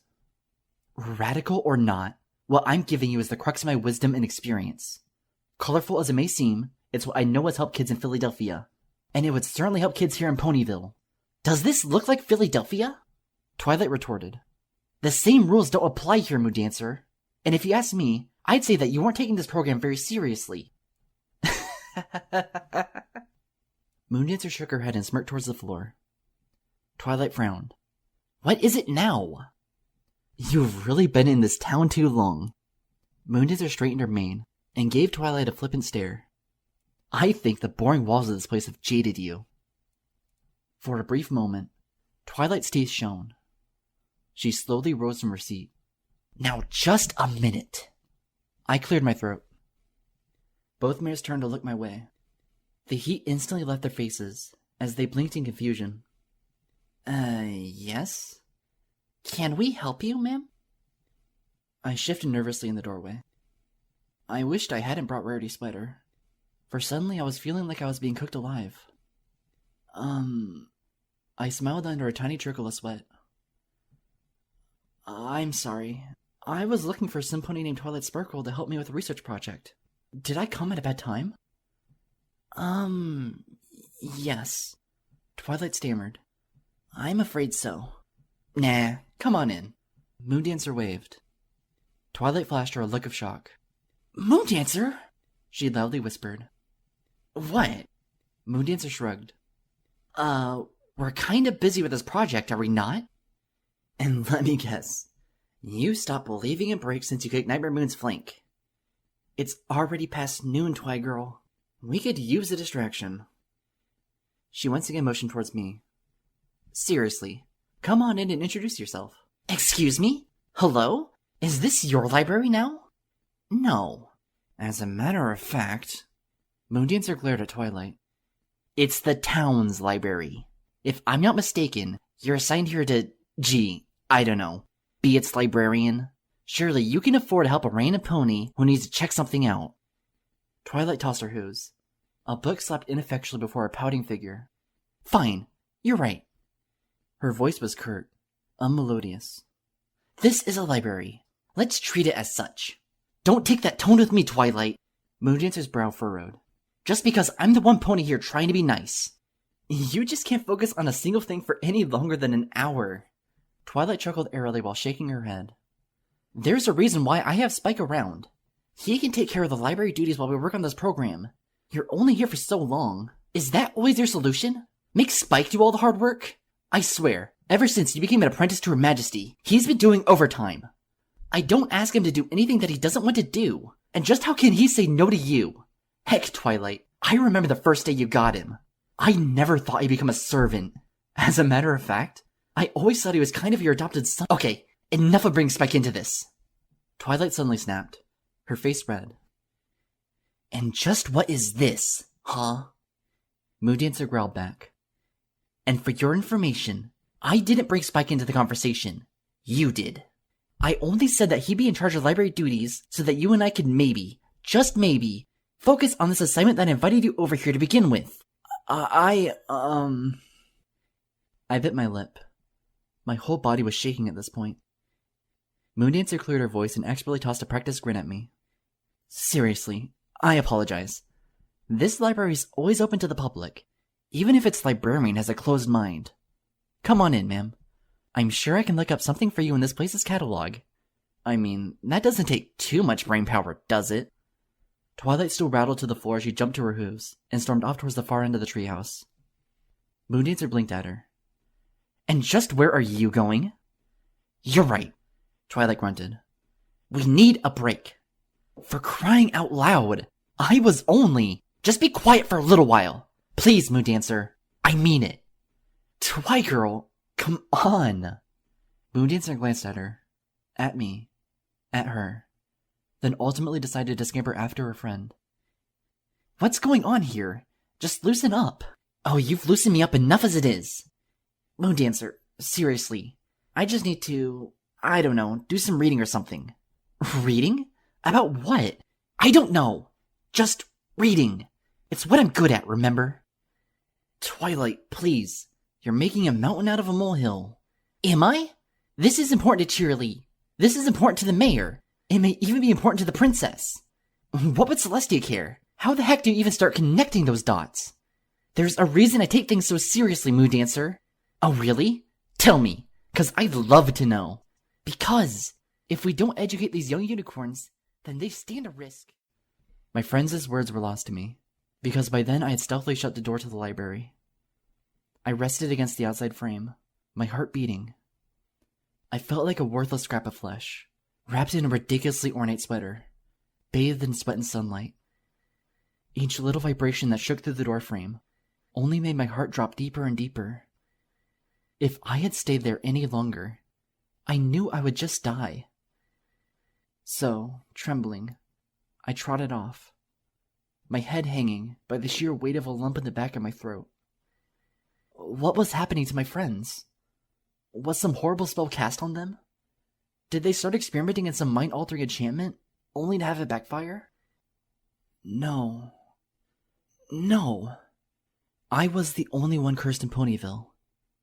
At least, that was the one truth I had full assurance of. But, seriously, what was that just then? I felt as though it all started at some horrible moment, but tragically I hadn't been around to witness the beginning of such a collapse. I felt so utterly clueless. How could I even begin to salvage it? My only hope, or so I told myself, was to collect my nerves, trot straight around, and find ways to eavesdrop on them. After all, my two friends had reunited for a reason. Why would all three of us be together once again, if it weren't for my being able to fatefully save them? Only, as I would discover, such salvation would not come easily. Day after day, I shadowed them. At the library, pretending to be studying books, I witnessed their haphazard attempt to draft a study plan. In the center of Ponyville, strumming half-heartedly on my lyre, I overheard their voices viciously breaking the tranquil air. On the edges of Town Hall, when my figure was obscured by a crimson sunset, I saw their faces burning even hotter. It was a vicious loop. There was no better way to describe it. Moondancer would say something brash. Twilight would attack her for it. Moondancer would go on the defensive, while slapping Twilight's good nature with a snide comment. Then Twilight would cross yet another boundary, growing more and more frustrated, until she saturated Moondancer with her ire. To say that this sort of bickering was unbecoming of these two would be a lie. But somehow, this was different. This was a place far away from our bedrooms, from our full-hood side streets, from the courtyards and patios of Canterlot. This was Ponyville, and these two mares were adults. When they got angry, they didn't whine or squeal. They filled the air with a frightening tempest. An 18-page research project? Moondancer barked as she stared incredulously at the notes she was flipping through her hooves. Her violet eyes twitched. You... She almost retched, before giving Twilight a terrified look. Twilight, you can't be serious. I am, Twilight said without looking back. She flipped through a book of outlines as she sat beside Moondancer on a park bench, just 20 feet away from where I was plucking my lyre. Just as serious as I was when I drafted the plan last night. You wrote all of these notes overnight? Moondancer rummaged incredulously through the mountain of sheets. You mean like, after our dinner with Rarity in downtown? Yes. Twilight, that was 10 o'clock at night. Did you get any sleep? Enough, Twilight hummed, squinting at her notes as if Moondancer was only half there. It doesn't matter. I got done what needed to be done. Twilight, I thought we were going to work on this stuff together. Were we?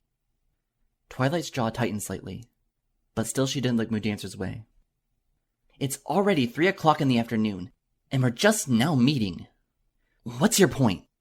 Moondancer asked, then shook her head and growled. Twilight, I thought the idea was for us to work on these assignments together. You know, you and me, as a team. How else am I to stop you from going off the deep end? I think I made a very competent research plan. Twilight. Moondancer waved the infernal sheets of paper for emphasis. You're asking 8-year-olds to write an 18-page draft. You gotta think simpler than that. I think I compressed the assignment pretty well, considering... Twilight's voice trailed off, as coldly as her tone. Moondancer glared. Considering what? That you were alone all night? Twilight, don't even pretend to guilt-trip me over stuff that you set upon doing on your own. What choice did I have? If you wanted to work so badly after dinner with Rarity, then you should have just told me. Moondancer, I did tell you. Twilight finally gave her a look, and it wasn't a happy one. I told you 5 times in one day. Moondancer, we need to sit down and come up with an adequate research assignment. 5 times, huh? So are we keeping score now? I wish I didn't have to, Twilight growled. I wish that when I asked my friend over to work on preparing an important educational program, she wouldn't have disrupted the flow of her concentration by making us have dinner with every pony she sees. Twilight, correct me if I'm wrong, but Rarity is your friend. She made you dresses for this gala you're hopping off to in a few weeks. She sounded to me like a very fabulous pony. And if there was one thing I wanted to do when I came here, it was getting acquainted with Rarity and the rest of your new friends. And that's why I set a schedule for that, Twilight exclaimed. I told you over a dozen times that I was more than willing to have dinner with Rarity and Fluttershy this Friday. But look at our progress now. It's not even Thursday and already we're insanely behind because you just can't be patient enough. Now we only have 2.5 weeks before you have to go back to Philadelphia. 2.5 weeks? Twi, girl, aren't you jumping the gun just a tad bit? Do you forget who you're talking to? Twilight made a face. I was Princess Celestia's personal schedule of events 2 years in a row for a reason. Moondancer giggled bitterly. Twilight frowned. Now what's so funny? I find it interesting that you want me to rely so much on your experience as a royal scheduler. Moondancer frowned. When you hardly give a flying feather about my experience as a teacher. Twilight face-huffed. Moondancer. No, really. Moondancer slapped her hoof across the bundle of notes. This is gonna be like sending little fools to the gallows. Maybe if they were in secondary school, sure. But last time I checked, the thickest assignment cheerleaders ever signed them was a 2-page essay for Family Appreciation Day. We're attempting to broaden their minds, Moondancer. If they wish to learn about proper magic, they'll need to learn to work harder. Are we trying to educate them, or bludgeon their brains to death? Moondancer exclaimed. I say we make the final project a 5-page essay. 5 pages? Do I hear an echo? That's hardly what I call research. And this is what just kills me. Moondancer barked as she flaunted the papers in disgust. You think research is gonna teach them proper magic? Magic is about creativity and exploring the ethereal nature of our world. It is not! Let me guess. Moondancer groaned as her eyes rolled back in their sockets. Because you're the expert on magic. I am! Twilight frowned. Magic is all about careful study, planning, and, most of all, research. If we make children think, if even for a second, that magic is about unchecked exercise of ethereal ley lines, then we don't promote proper mana practice. We're instead planting the dangerous seeds of ambitious sorcery. Oh, come off it! I'm serious, Moondancer. Twilight's eyes were bright and earnest. We can't afford to be so flippant about magical arts, especially with such young and impressionable minds. When you were their ages, nothing stopped you from experimenting. I learned to properly control my magic after reading extensively on the subject. You think a 15-page essay is asking a lot? I was writing 50-page reports at age 8. I didn't discover my talents for magic by cutting corners and being careless. Oh, please, Twigirl. Come off your high... You know what? You've zapped your parents into potted plants at least once or twice. How is that even remotely making a point? Twilight barked back. And just what were you doing at that exact same time, Moondancer? If you had researched magic even half as often as I did at the time, I'd be what? Moondancer flashed her a pathetic smirk. A closed-minded, book-hungry, uptight, workaholic insomniac like you? I don't know what kind of future Ponyville has, but I'm not here to turn these kids into marching doppelgangers of you. I've been a teacher long enough to know that it's really, really stupid to extend one's ego into the curriculum. How? Twilight's jaw dropped in shock. How could you possibly think that's what I'm... She blinked and turned her head to follow Moondancer's moving body. And just where are you going? Anywhere. I do my best thinking while walking. Moondancer grumbled. Maybe I'll come up with my own final project idea. Pfft, why not? You did so wonderfully by your lonesome. Twilight sighed long and hard. Moondancer, please. I'm sorry. Really. Let's just talk about this. But she was already gone. Twilight groaned and hung her face in her hooves. Several yards behind her, I did my futile best to keep a steady melody going. The next day in Sugar Cube Corner, Moondancer was sitting at a table by herself. With a gentle glow of telekinesis, she was scribbling careful calligraphy onto a sheet of paper. Her eyes were thin, bored, and devoid of excitement. She yawned once or twice, then rubbed the back of her head while her ears tried flicking loose the noise of so many patrons seated all around her. The place was quiet, save for a gentle murmur of calm, happy conversations. All of this shattered in an instant, though, as soon as the front doors to the place flew open, and a noticeably angry Twilight Sparkle stomped directly to the table, slapping down a notepad in front of her full-head friend. Moondancer, what in the hay is this? Twilight demanded, pointing offensively at the notepad. Moondancer sighed. Then, with monumental strength, she tossed a grin up at Twilight. It cut the air with razor-sharp sarcasm, as did her voice. This is a table for one, but I'm guessing that just rocks your boat all the same. Don't be coy. I meant this. Twilight shoved her hoof towards the notepad. A plan to hire 3 assistant teachers from Trottingham? Are you joking? If I was joking, Moondancer muttered. I would have thrown in more references to flanks and hoof tacks. She blinked. She then lethargically chuckled for what it was worth. That only enraged Twilight all the more. Moondancer, there's no way Cheerly could afford to hire that much outside help.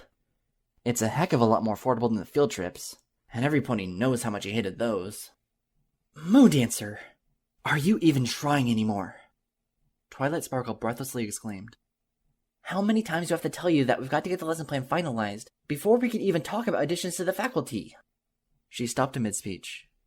Her eyes fixated suddenly on the letter half written in front of her friend. What's this? It's nothing. I mean it. Who are you writing to? Twilight forcibly yanked the letter across the table with telekinesis. Hey! Moondancer gawked, frowning. Miss Grabby Hooves, what gives? This... Twilight's eyes squinted over the paper. This is addressed to the Winnipeg Community Organizer. The more she read, the more her jaw dropped in shock. I humbly request an audience with the director of the Winnipeg Education Commission in regards to scheduling a function at the Museum for Lunar Incantation. Her eyes slowly tilted back up, and her brow furrowed. You're trying to set up the field trip. Moondancer rolled her eyes. Look, Twilight. Twilight frowned. You were about to go over my head. I was simply trying to open communication. Moondancer blushed and glanced around the room. You know, in the event that you might end up considering my proposal. We're supposed to be working on this, deciding on this, as a team!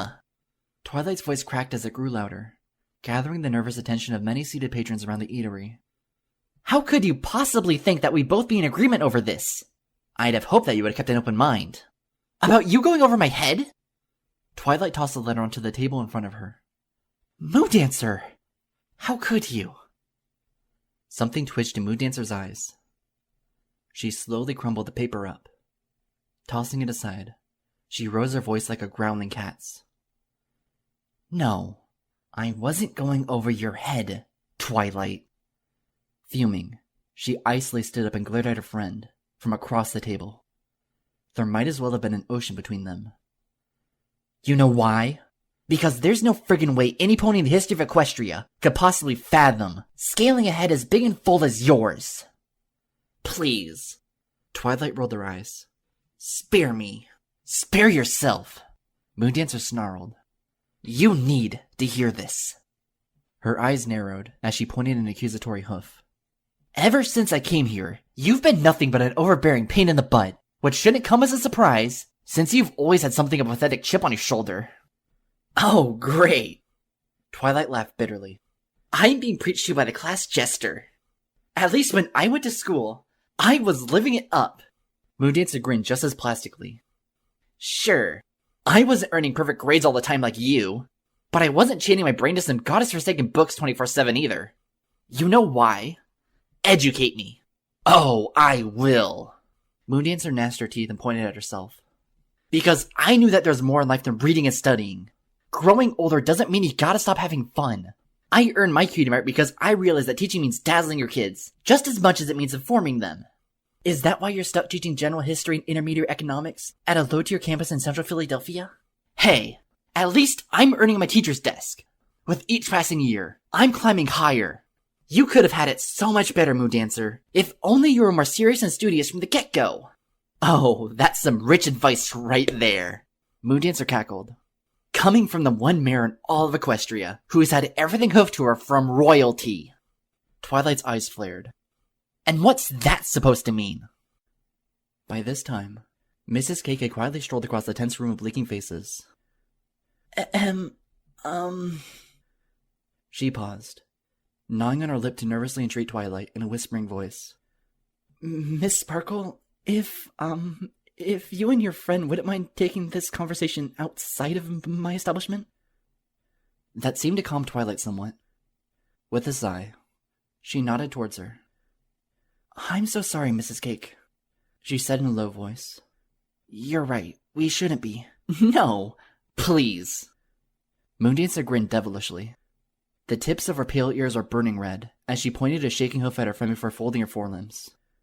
She likes berating my teaching career in public. Let's let her finish it, shall we? Go on and tell all of your lovely neighbors of Ponyville just what you think of me, Twi. Twilight fumed, struggling to keep everything behind an icy glare. I apologize, Moondancer. I shouldn't have made a scene. Let's just go back to the library and... And what? Guilt-trip me over and over again with your pathetic attempts at moral pretense? Ladies, please? Mrs. Cake nervously interjected. If you could just... Moondancer spoke louder, glaring steadily at Twilight. So what if I was going over your head?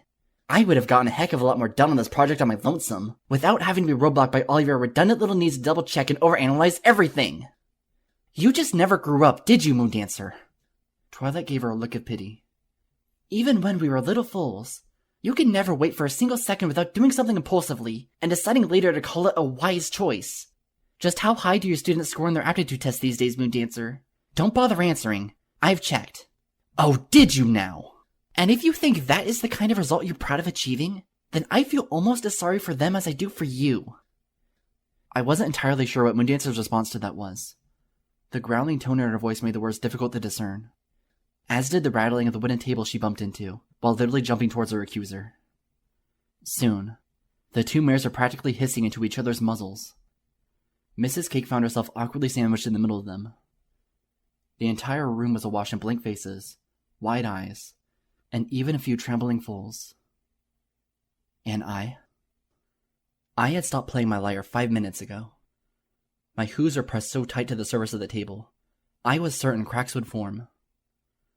My shoulders quivered. My knees shook. I tried my hardest to stay there, to remain a pointless piece of the background's detritus. But I couldn't. I knew my role. I knew my place. And it certainly wasn't sitting there, facing away from my friends. The world spun around my numb body. I realized I was getting up and trotting towards them. With more courage than a candlelight guard, I planted myself firmly between the two enraged ponies. Look! Look! I raised my voice, surprised at how silent the room became as soon as my echoes danced off the walls. I gulped, glanced at the two mares, and uttered, You two obviously have a lot of rough edges that are bumping into each other. But, if I may be so bold, I imagine you two have a lot of history. Is your mutual past so frivolous they can ignore by turning into utter brutes in front of every pony? Ma'am, you don't need to get yourself involved with this, Twilight quietly began. Mind your own beeswax, lady. Moondancer as Moondancer. Twilight frowned over my shoulder at her. Hey! Just because you're angry with me doesn't mean you have to be rude to her. This is Ponyville, huh? Moondancer laughed coldly over my other side. Odds are that she's on your side. I'm not on any pony's side, Moondancer. I snapped at her. She blinked and gave me a double take. How did you know my... I spun and frowned at Twilight. And you, Miss Sparkle, haven't you learned enough lessons in your 14+ months of living here to know the value of patience and compromise? Twilight's face was more scrunched in confusion than in anger. How could you possibly know what I've learned or haven't learned? Just who are you? A know-it-all who makes assumptions of what's right or wrong. Moondancer chuckled. If I didn't know better, Twilight, I'd say she takes after you. All I know is this. I flashed Moondancer a furious look. Some ponies should grow up. I gave Twilight an equally sharp glance. And another pony should loosen up. I raised my forelimbs harmlessly between us. It's that easy, isn't it? Dear Luna, I've marched right into a stage play. Moondancer groaned. Isn't it? I growled. What have I said about saying Princess Luna's name in vain? Twilight snapped past me. Will you ever stop being my mother just for once? Moondancer returned just as venomously. I remember your mother very well. She practically spoiled you. And yours smothered you.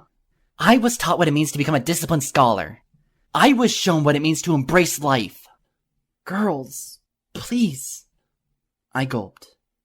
I shivered. And yet this heated debacle was slipping faster and faster from my trembling hooves. From my breaking heart. Just calm down.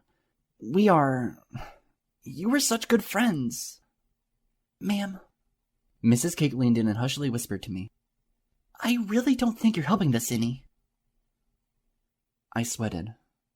I convulsed. I glanced out the corner of my eyes.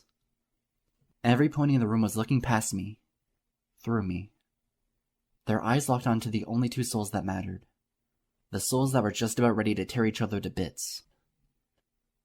And it was then that I realized, like a cold blanket of ice being draped over my insides, far more chilling than any curse could have afflicted me. I realized that Twilight, Moondancer, and I were the best of friends in our fullhood. We had our ups and our downs, but somehow our bond kept going strong. Twilight's seriousness was an opposite balance to Moondancer's carefree spirit, but that balance had a fulcrum. Whenever Philly's dress as Celestia or Luna would come to odds, Starswirl the Bearded was always magically there with his well-placed wisdom to talk some sense back into the royal sisters.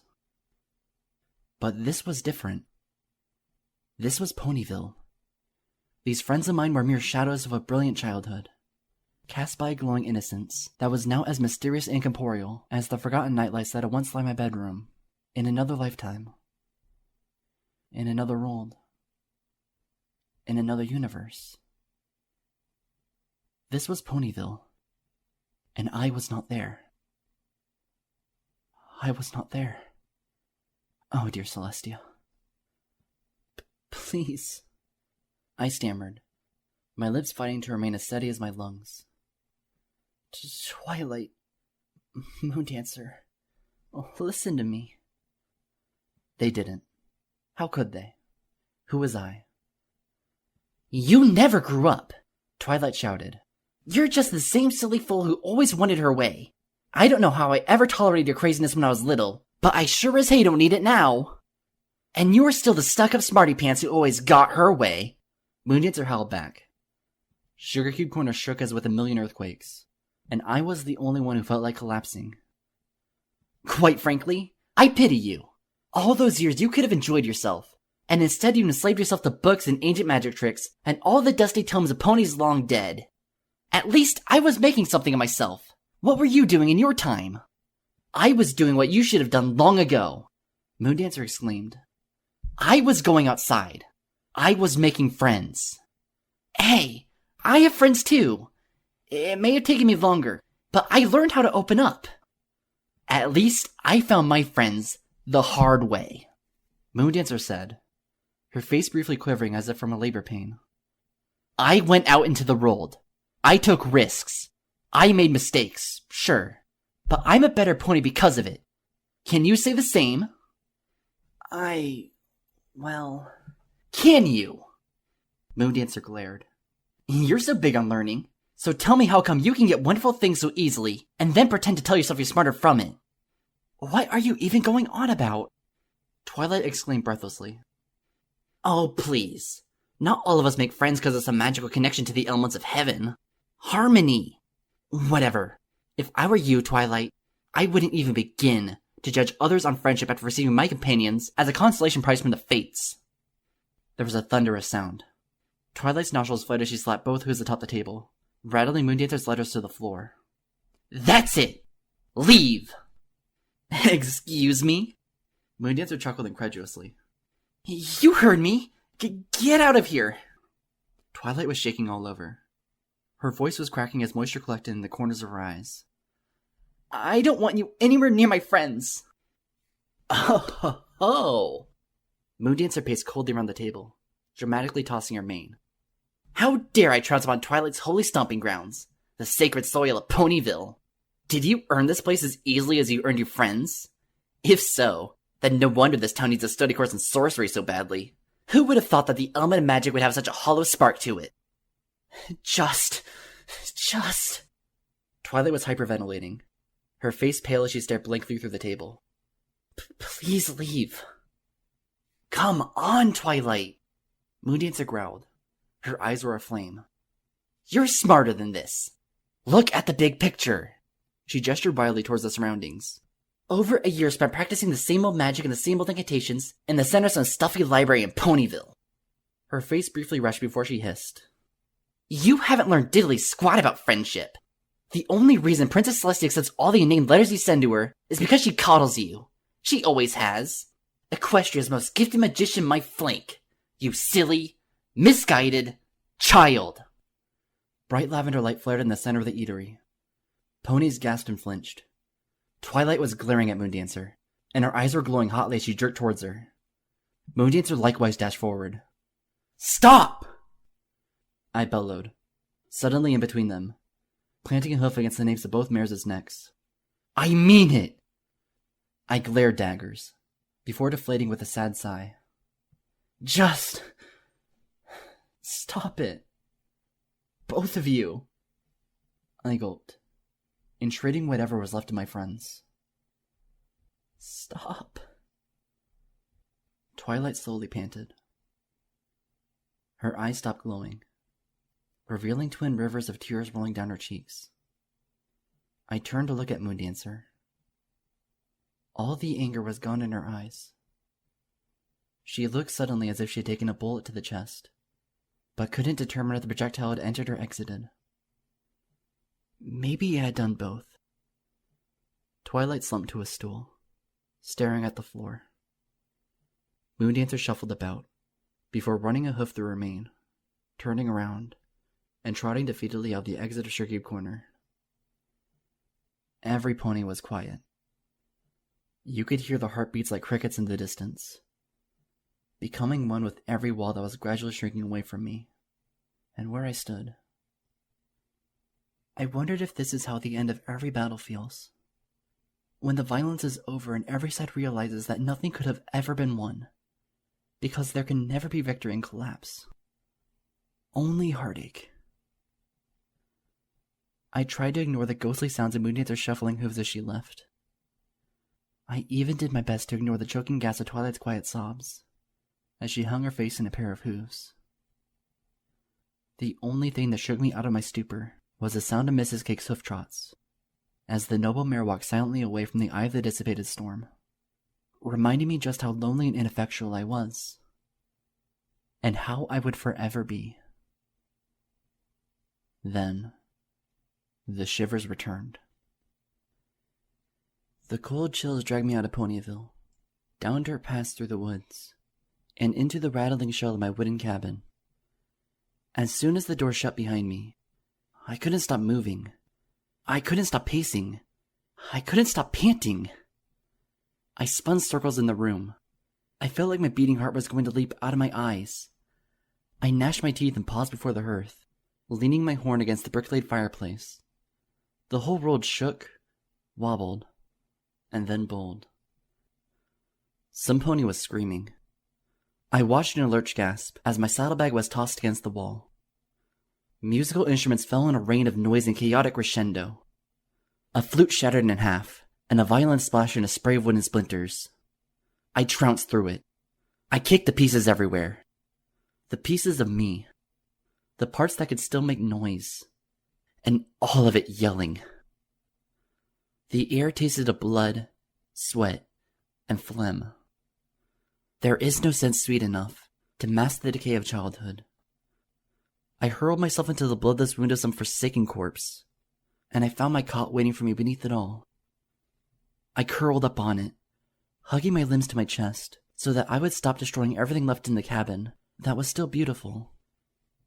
A shower of dust and music sheets is raining down on me, sprinkled with the flavorless notes of ice-cold elegies. The only things that bothered to be my companions anymore. I didn't realize the truth until the 10th heavy blink of my eyes. Yet again, the tears would not come when I wanted them to. There was nothing left to warm me. That's how I knew that I was as cursed as I always imagined myself to be. It wasn't until then that Luna's dagger truly started digging into my back. It was enough to see a strange town like Ponyville live and die around me. What I didn't need, what I had never asked for, was for Moondancer to arrive and show me just how much of my legacy had died. Just how so much of it would stay dead.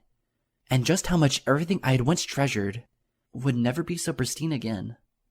And all because of one pathetic, missing factor. And that missing factor was me. I ran my hooves over my head. The cold was once more unbearable. As always, I wished it would take every waking nerve from me. And yet again, my wish remained unfulfilled. No single pony is insignificant.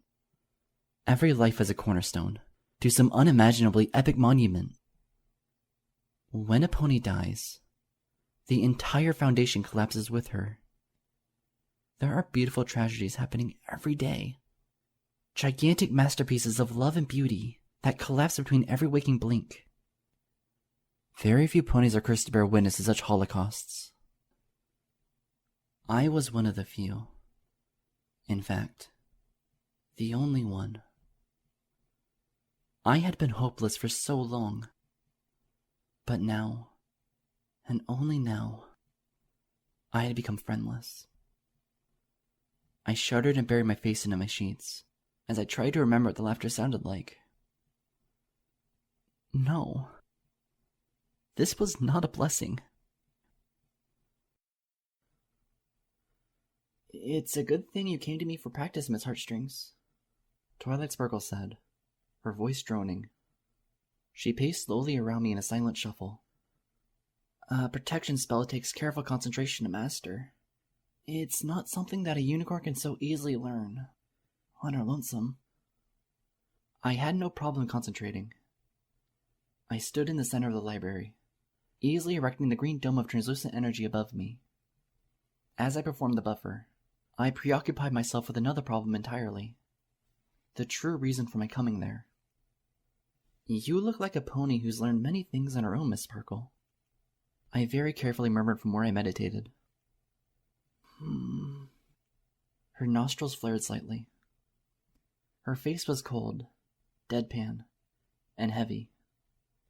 Her eyes swam across the floor as she trotted, towards a convergence of soft shadows. I suppose I've always had a singular gift for sorcery. She gulped and continued. But I've always believed that one's connection to the realm of magic means nothing if one doesn't maintain attachments to this plane. She came to a stop, her hooves scratching against the wood as she blinked into space. Such attachments are a worthy challenge. She gnawed on her lip. I almost ignored my protection field entirely as I stared across the dim library at her. She appeared as one with the streams of dust, dancing in the afternoon light from the nearby windows. If I may be so bold, Miss Sparkle, I tried to smile. I swore I looked sadder than her. I know I'm just a student here and now, but you appear as though you've had enough challenges as of late. Twilight blinked. Slowly, she glanced aside at me. One doesn't master magic without struggle, Miss Heartstrings. Yes, I said with a nod. But is magic everything? She opened her mouth to respond. She lingered, fidgeting. Finally, she blurted. It's easier. Magic, that is. I used to think it was everything. She stifled a weak sound coming from her throat. There was something blissful and simple about those days that I spent alone, studying, pouring my way through tome after tome of enchantment theory. I don't know if you can understand, but lonesomeness isn't all that bad. If lonesomeness is all you know. I couldn't help it. My protection field dissolved right then and there. I no longer feared the athology. Oh, Twilight. I began with a pained murmur. But before the stranger could so much as trot towards her, there was a knock on the door. Without thinking about it, Twilight spoke to the air. "Come in." When she came to the library, I was just as shocked as Twilight was. It had been 2 days since the incident at Sugar Cube Corner, and yet there Moondancer was in the flesh. She didn't give Twilight the opportunity to utter any protest. "I couldn't leave. Not yet. I just needed to." She stopped, blinked, then gazed my way. There wasn't a single hint of a smirk on Moondancer's lips. I was finally looking into the face of a perfect stranger. "Oh, excuse me. No, I jolted. I had learned by now the true value of being more invisible than a shadow. This whole visit felt like a mistake waiting to happen. I think I needed to be around Twilight more than she needed to be around me. But now, with Moondancer here, I'm the one who needs to be excused." Twilight turned to squint at me. "Miss Heartstrings?" "I should have mentioned it earlier," I said with a hollow chuckle, while sliding my body through my saddlebag. "But I have a music lesson scheduled in 2 hours. Ms. Who's-His kid? What's her name? Disney? Dinky?" "Yes, her. Child prodigy, that fool. But I gotta teach her the fine art of, solo flute blowing. Thank you for your time, Miss Sparkle." I was already sliding myself away, but I was well out of range of Twilight's and Moondancer's view. Their gazes were locked on each other. I was as confused as I was relieved to see their eyes devoid of malice, instead full of something grand, mysterious, and vacant. I knew that something amazing or horrible or both was about to unfold all at once. So, as stealthily as I could, I cracked the side window to the library open with my telekinesis before slipping out through the front entrance. Once outside, I flattened myself against the exterior of the treehouse building. Making sure no Ponyvillians were watching from the street, I slid along the building until I squatted, perfectly hidden, behind a patch of bushes beneath the window I had just opened. From there, I could very easily hear every word being murmured between the two. I listened with quiet, lonely shivers. "Moondancer, I thought, that I'd be gone by now." Yeah. So did I. I got a train taking me to Philadelphia in the next hour. But like I was trying to say, I needed to stop by before I left. After all, it's only the polite thing to do." "You wanted to tell me, face to face, that you're no longer on board for designing the study program." Wowzers. You really do know everything, don't you, Twilight? "Moondancer. I know. And I'm sorry. I just..." There was a deathly pause. Finally, Moondancer started over. "No, I'm not sorry." "That's just the thing, Twilight. I'm not sorry. I can't even pretend to be. I look at you, I listen to you, and all I hear is a know-it-all. And you know what the sad thing is? I've always felt that way. I know I've always felt that way. Because as far back as I can remember, even as far back as my fullhood, there's always been your higher-than-thou attitude, your incessant need to correct my mistakes, your moralistic obligation to point out how wrong I am by everything I choose to say or do, and you can't imagine why, for the life of you, you tolerate such a filly. You don't know why you put up with her, why you hung out with her, why you would play games or go to school with her. I guess you just saved me from spilling a lot of hot air. Would you like to do me the same favor, Moondancer?" Like how? By repeating everything you've ever said in my face?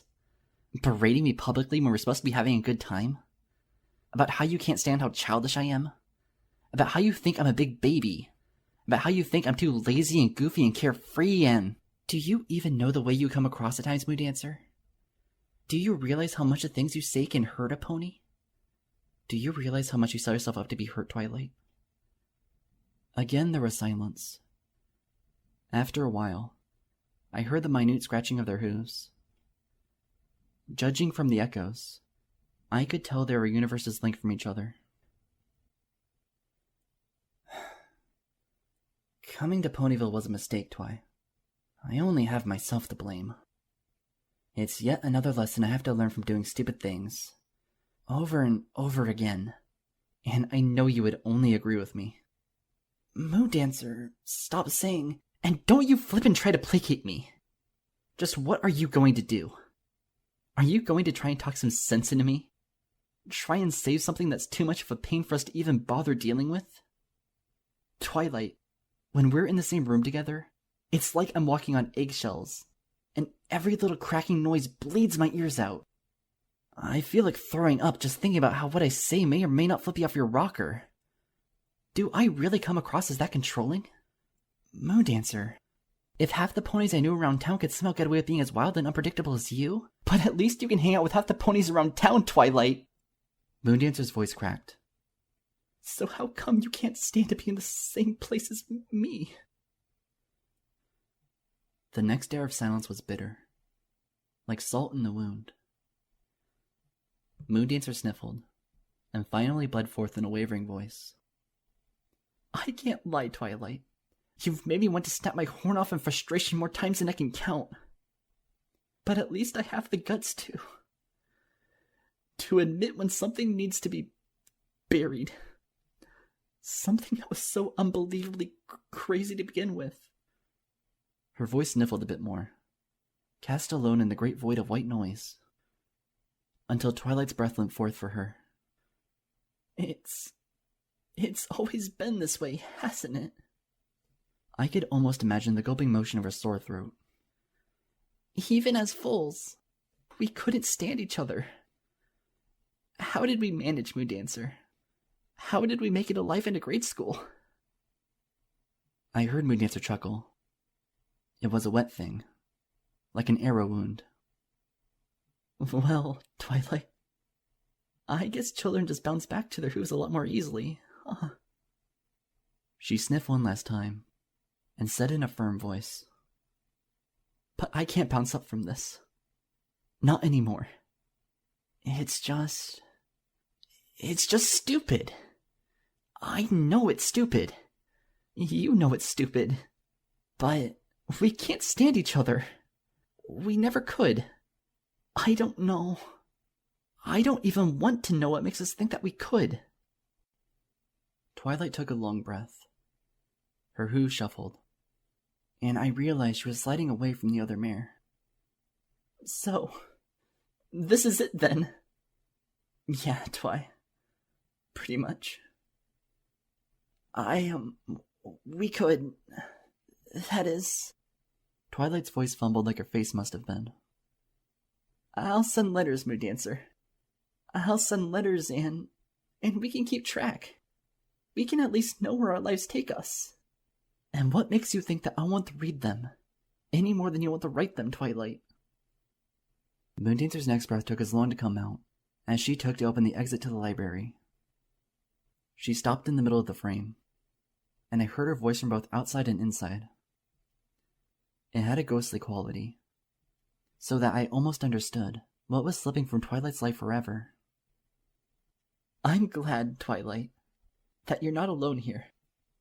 I'm glad that you have friends in Ponyville who can tolerate you, at least with a lot more strength and conviction than I ever bothered to. You deserve that much. I mean it. I just hope you make the best of it. And I just hope you don't make the worst of it. Moondancer jolted.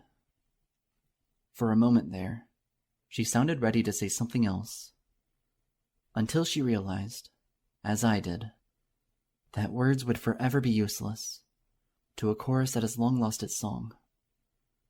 She left Twilight in a blink, positively scampering across town.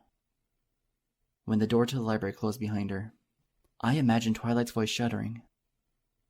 But I wouldn't know for sure, for I had broken across Ponyville in a brisk trot after Moondancer. 20 minutes. I found her, sitting on a bench at the central train station. A saddlebag was resting beside Moondancer's folded legs. She gazed forlornly towards the east, where the inbound train was soon to arrive and take her to a home away from home. I wasn't sure how I was going to go about doing this, only that I had to. Life is full of last chances, and none of them deserve to be ruined.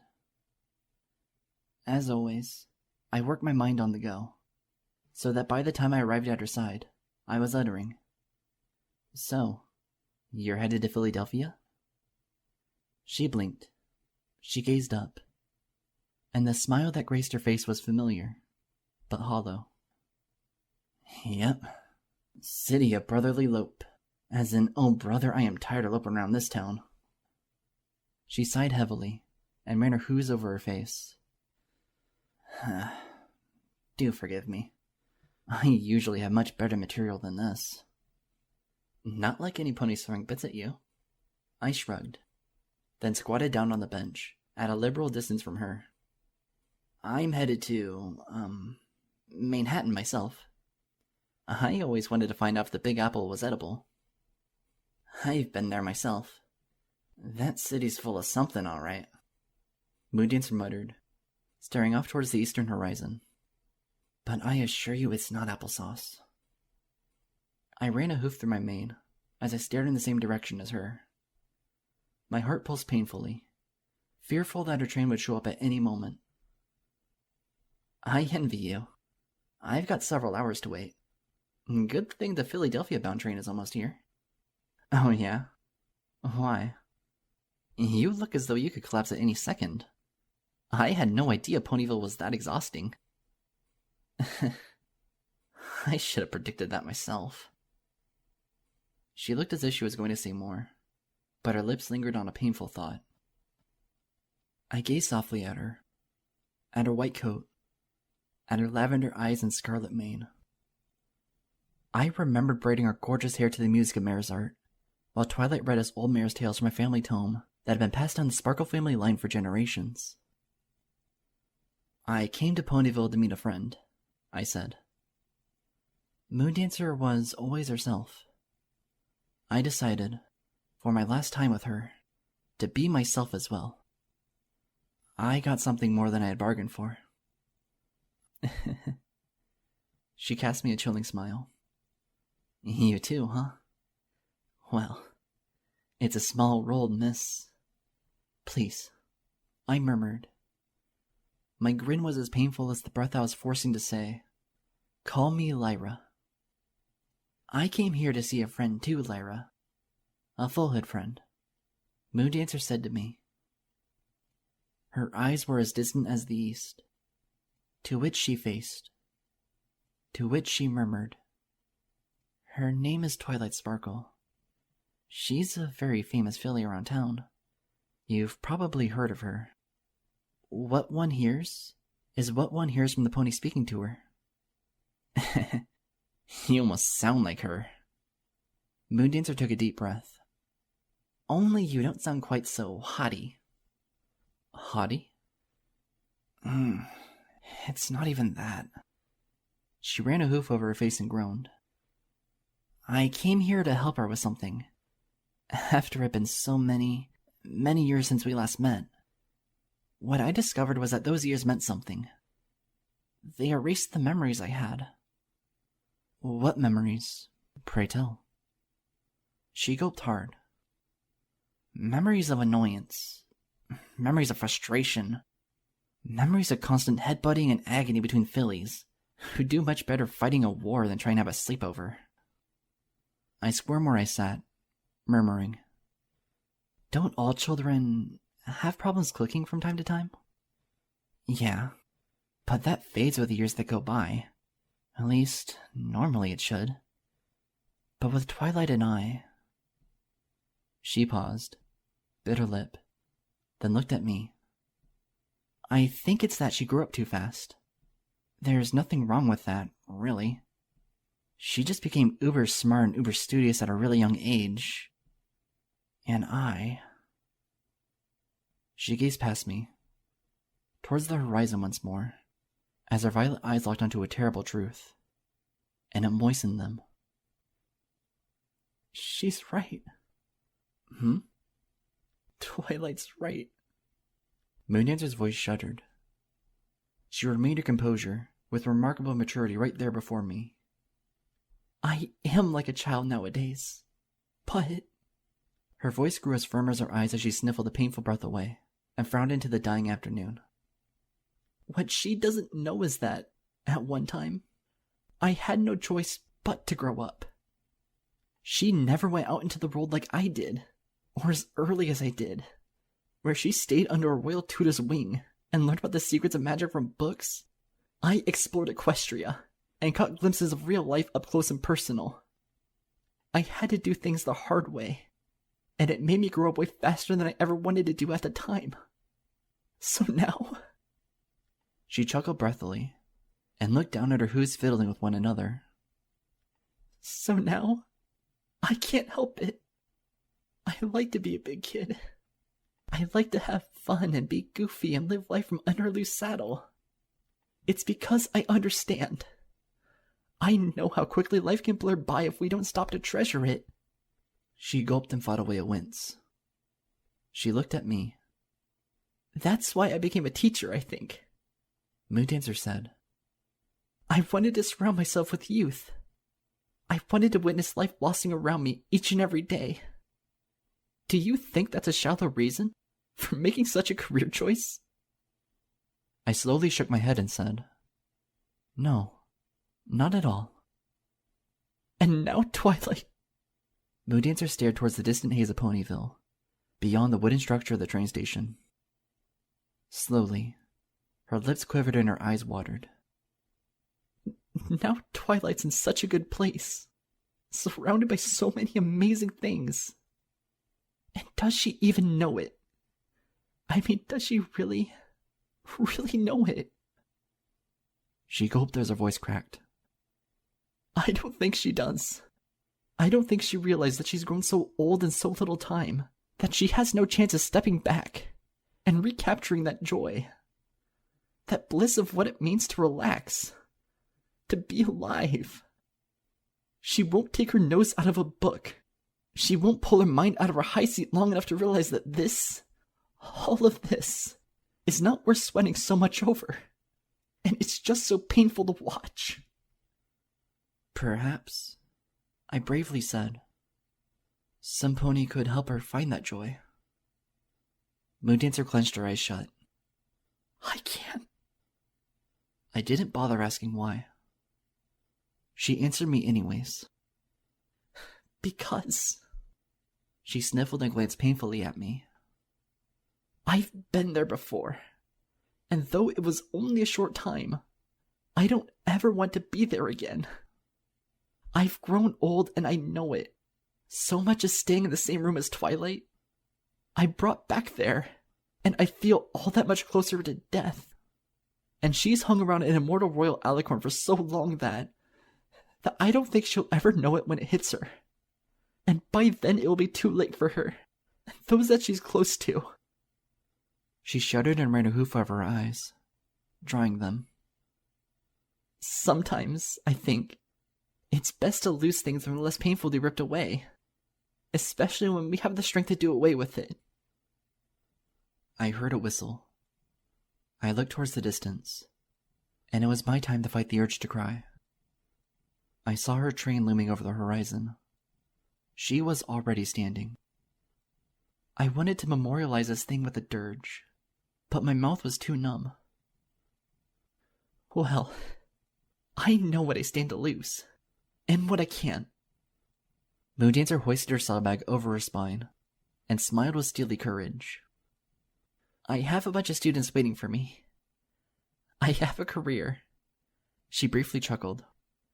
Heck, I even have one adorable hunk of a stallion to go on long walks with.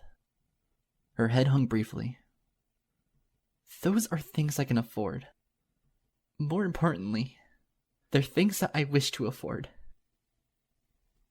By now, I was struggling not to sob.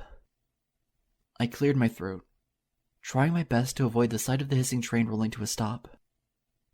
I never imagined a moment like this would be so loud and obnoxious. Steam billowed between us like cold vapors as I shouted above the settling engines. I'm sure you'll have a great life ahead of you. And so will this twilight. The past is the past, Lyra. I choose to live in the future. I always have. Only now, I've got no reason to second-guess that. I hope it's everything you worked for, Miss. I entreated, my eyesight blurring. I knew her name. I cherished her name. I only wanted with every fiber of my being to hear it one last time. To hear her say it. And she did, with her wink and her smile and her everything. Moondancer. And if someday you read in the papers about the whole of Philadelphia crumbling to ashes, that will just have been the result of me giving a darn about something. Evening had fallen, pulling a dark shroud over Ponyville. Twilight Sparkle was sitting at a table in Sugarcube Corner. It was later than when she usually sat there, but she didn't seem to mind. Nor did any of the other ponies pay her any notice, in spite of a rather dramatic event that had transpired there 2 days before. One pony, however, eventually trotted up to her table.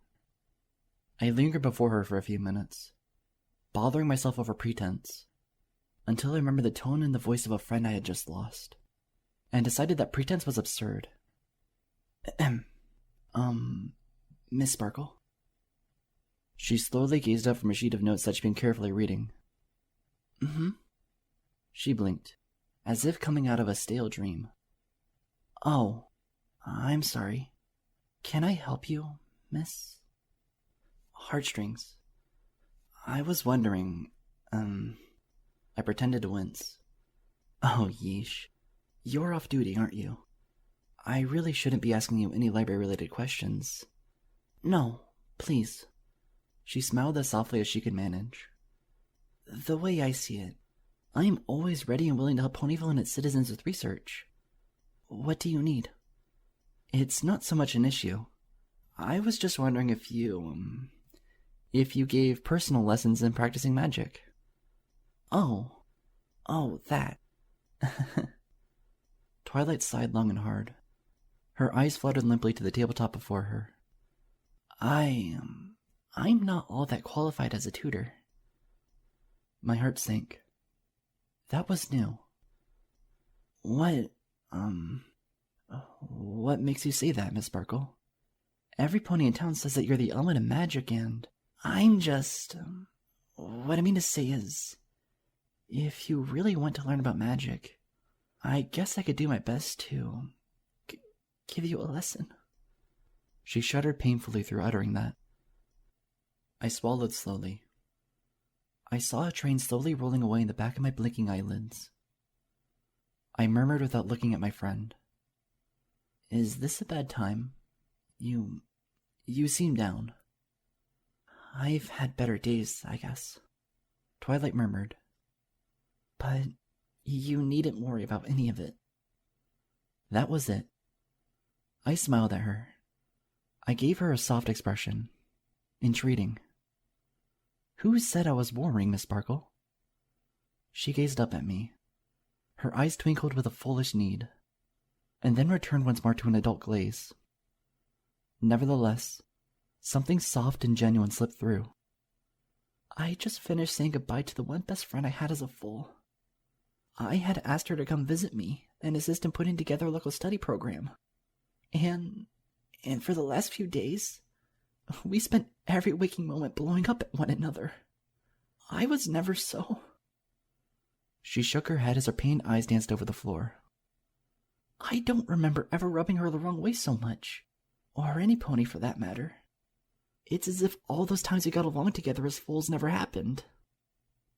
I slowly sat down across from her, and folded my forelimbs atop the table. Perhaps time changes us for the worst. Twilight gulped and shook her head. I don't believe that for 1 second.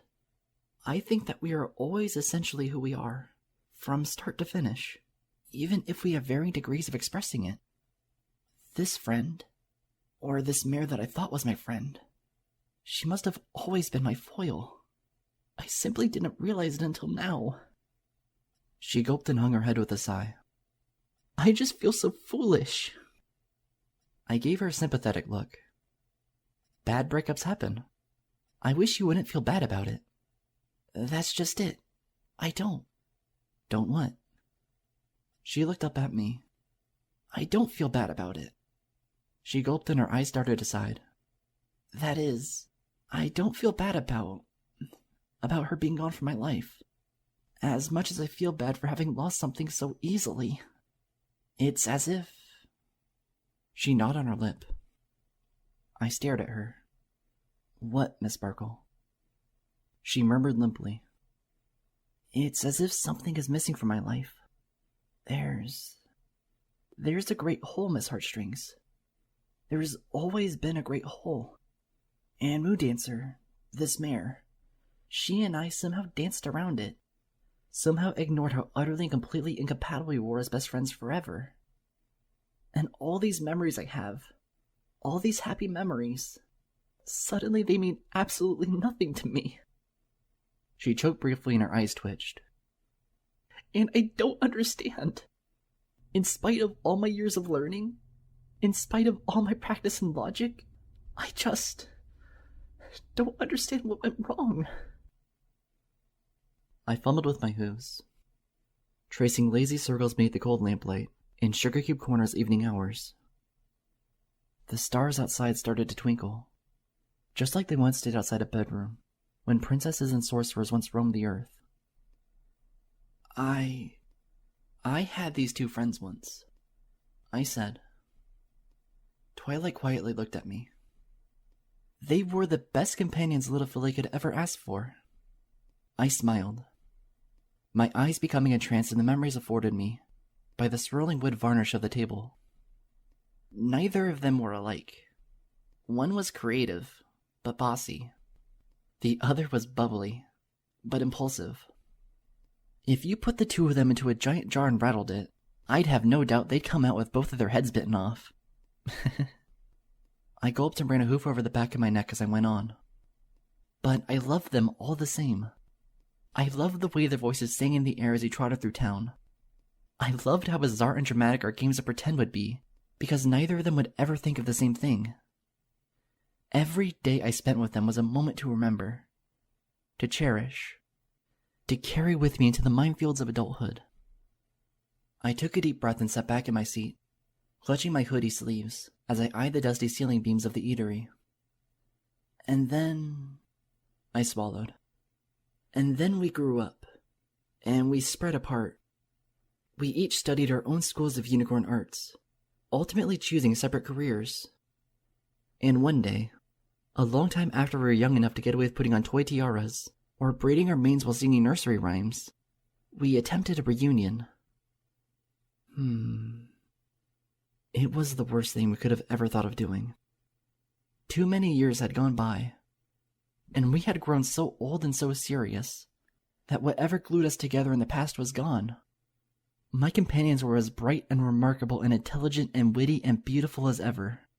They were the same essential creatures of happiness that they were birthed into the world to be. But, sadly, our friendship just couldn't last. And do you know why, Miss Sparkle? Why? She leaned forward, her mouth agape. Why couldn't it last? Because friendship is like a song, I said quietly. Its disparate melodies and chorus can be the most enchanting things to ever light the air. I slowly tilted my head down. I gazed into her eyes solemnly. But even the most spectacular song means nothing without its bridge. It falls apart. It loses cohesion. It's anything but harmonic. Beautiful things will always be beautiful things, but they're not always destined to remain so together. Twilight's jaw tensed. She avoided my gaze. For a moment there, I felt she was drawing away faster than the train that had carried Moondancer. I knew what needed to be said next. I leaned forward and rested my hoof on one of hers. "Look at me, Miss Sparkle." She did, weakly so. "Everything dies," I said. "Everything. We have it within ourselves to delay it, at least, and to do so gracefully. If only we can take the things that are most precious to us and bridge the gaps between us before they grow any deeper." "You're more than a smart pony, Miss Sparkle." I smiled gently. "You are a blessed one. Don't let the end of something that has been collapsing all your life deter you from the joys and opportunities you have around you. Don't give in to despair, or else something blessed will become something cursed." She looked at me, her face frail and vulnerable. "All the time I've been in Ponyville, I made it my task to write letters to Princess Celestia, teaching her what I've learned about friendship." She paused as her lip quivered, and a tear rolled down her face. "I never thought I'd be writing her about the end of one." She wanted to say more, but couldn't. Her face cracked, scrunched up, and fell towards the tabletop as the tears began flowing. I enclosed her hoof with both of mine and squeezed it. "Listen to me, Miss Sparkle. Learn from this. Feel from it. But don't dwell on it. You have friends now. Here and now. In Ponyville. And you haven't lost them." I don't want to lose them too," she sniffled. "Then seize the moment. Think of the future." My eyes were dry, unlike hers, but I no longer felt angry over it. I smiled with the devilish charm of a teacher who would find wisdom in breaking students and fattening infant dragons. Be alive while you can, with the friends you have to share it with, and maybe you won't have to worry about writing about the end of anything anymore. My speech was interrupted by a breath of vapors. I gasped, leaning back and covering my mouth. With wide eyes, I looked out the window. The moon was shining high in the fallen shroud of night. My teeth chattered as I hugged myself. "No, please no, not now." I heard a ringing sound behind me. I glanced over my shoulder. Rarity was marching into Sugar Cube Corner. Her mane was frayed from a long day's worth of sewing unknowable lengths of fabric. She yawned, at least in as ladylike a manner as she could afford to, before telekinetically stringing a blue scarf around a coat rack. "Oh, good heavens! What a strenuous day! Oh, Mrs. Cake, please do tell me it's not too terribly late to order a mint souffle." I winced through layers of cold. I gnashed my teeth, shook my head, and desperately whimpered in Twilight's direction. "Miss Sparkle, please hear me out. Don't forget about—" I looked up. She was gone. "Twilight?" I stammered. I looked every which way. I sensed a shadow blindly gliding past me. I spun around once again. My heart skipped a beat. Twilight was walking across Sugar Cube Corner, and she was trotting directly towards a friend. Good evening, Rarity." "Twilight!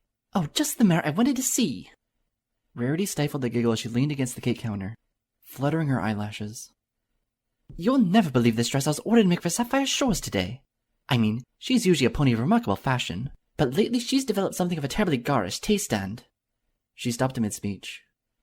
Her face paled twice over as she glanced with wide blue eyes at her companion. "Why, Twilight, you look positively awful. Whatever is the matter?" Twilight glanced up, trying to smile. Her cheeks were moist with fresh tears. "I was just wondering if you—" "Twilight, darling." Rarity rested a hoof on Twilight's shoulder. "Speak to me. Is everything all right?" At that, Twilight caved. Twilight melted. Her legs buckled as she nearly sunk to the floor. "No, everything's not all right." She hiccuped down a sob and covered her face with a shaking hoof. "I really need a friend to talk to right now." Before Twilight could fall, Rarity was there to catch her. to hold her. The two huddled together in the front of Sugar Cube Corner. Rarity nuzzled her friend, absorbing every shaken whimper with a gentle hug and sweet smile. Shh. There, darling. Let it out. Then you can tell me all about it. From across the room, I swiveled in my seat and clenched my forelimbs to my shivering chest. I felt happy and nauseous all at once. There is no simple way to describe what it means to give up something you've cherished all your life. But some things are best to tear away sooner than later. My smile was merely a practical thing. It carried me out of Twilight's blissful release, out of Sugar Cube Corner, and into the loyal embrace of night. My, Star Swirl! Twilight utters from where she sits on the edge of a patio chair. The sun-glinting rooftops of boundless candlelit apartments loom in the distance. What an amazing instrumental you have performed in our honor. I almost think of calling it Equestria's national anthem. It could use more drums. Moondancer managed to say before making a juvenile raspberry with her tongue. Luna? Twilight gasps. How unbecoming of a princess! I thought we were going to go hunting after dragons. We will once we raid Equestria of the changing plot. Changelings are stupid. Let's go smack some dragons around. Not until Star Swirl's done with her song. Actually, girls, I stopped playing the xylophone briefly.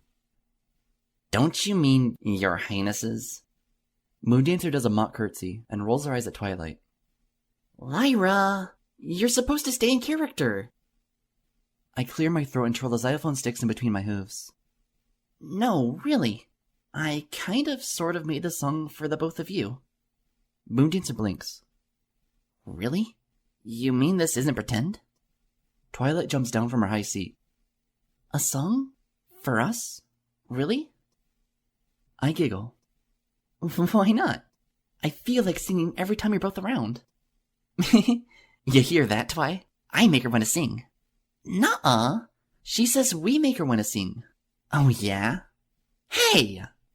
I squeal briefly, sitting up between them. This isn't singing.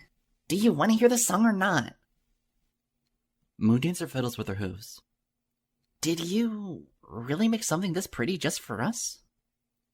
I smile at her. Yes. I look at Twilight. And yes, 'cause you're both fun and cool and stuff. Twilight's face scrunches in perplexion. But you're always Star Swirl the Bearded. And you're always having to bark at us like a dog. Moondancer says. At that, Twilight giggles. And she does too. Maybe I don't hate it. I shrug. Maybe I like being Star Swirl the Bearded all the time. Both girls stare at me, then at each other. Joined as one, they chirp. You're weird! They poke their hooves into me and lean against each other, laughing. I giggle. I revel in the attention. I revel in them. So, how about it? Wanna learn their words I wrote? Sure, Lyra. How does it start? Well, like this. I start plucking the xylophone keys, one after another, in charming awkwardness. Best friends sing together forever. Best friends sing together forever. They both let loose in a purposeful, uncoordinated caterwaul. Guys! I pout. You're not supposed to shout it.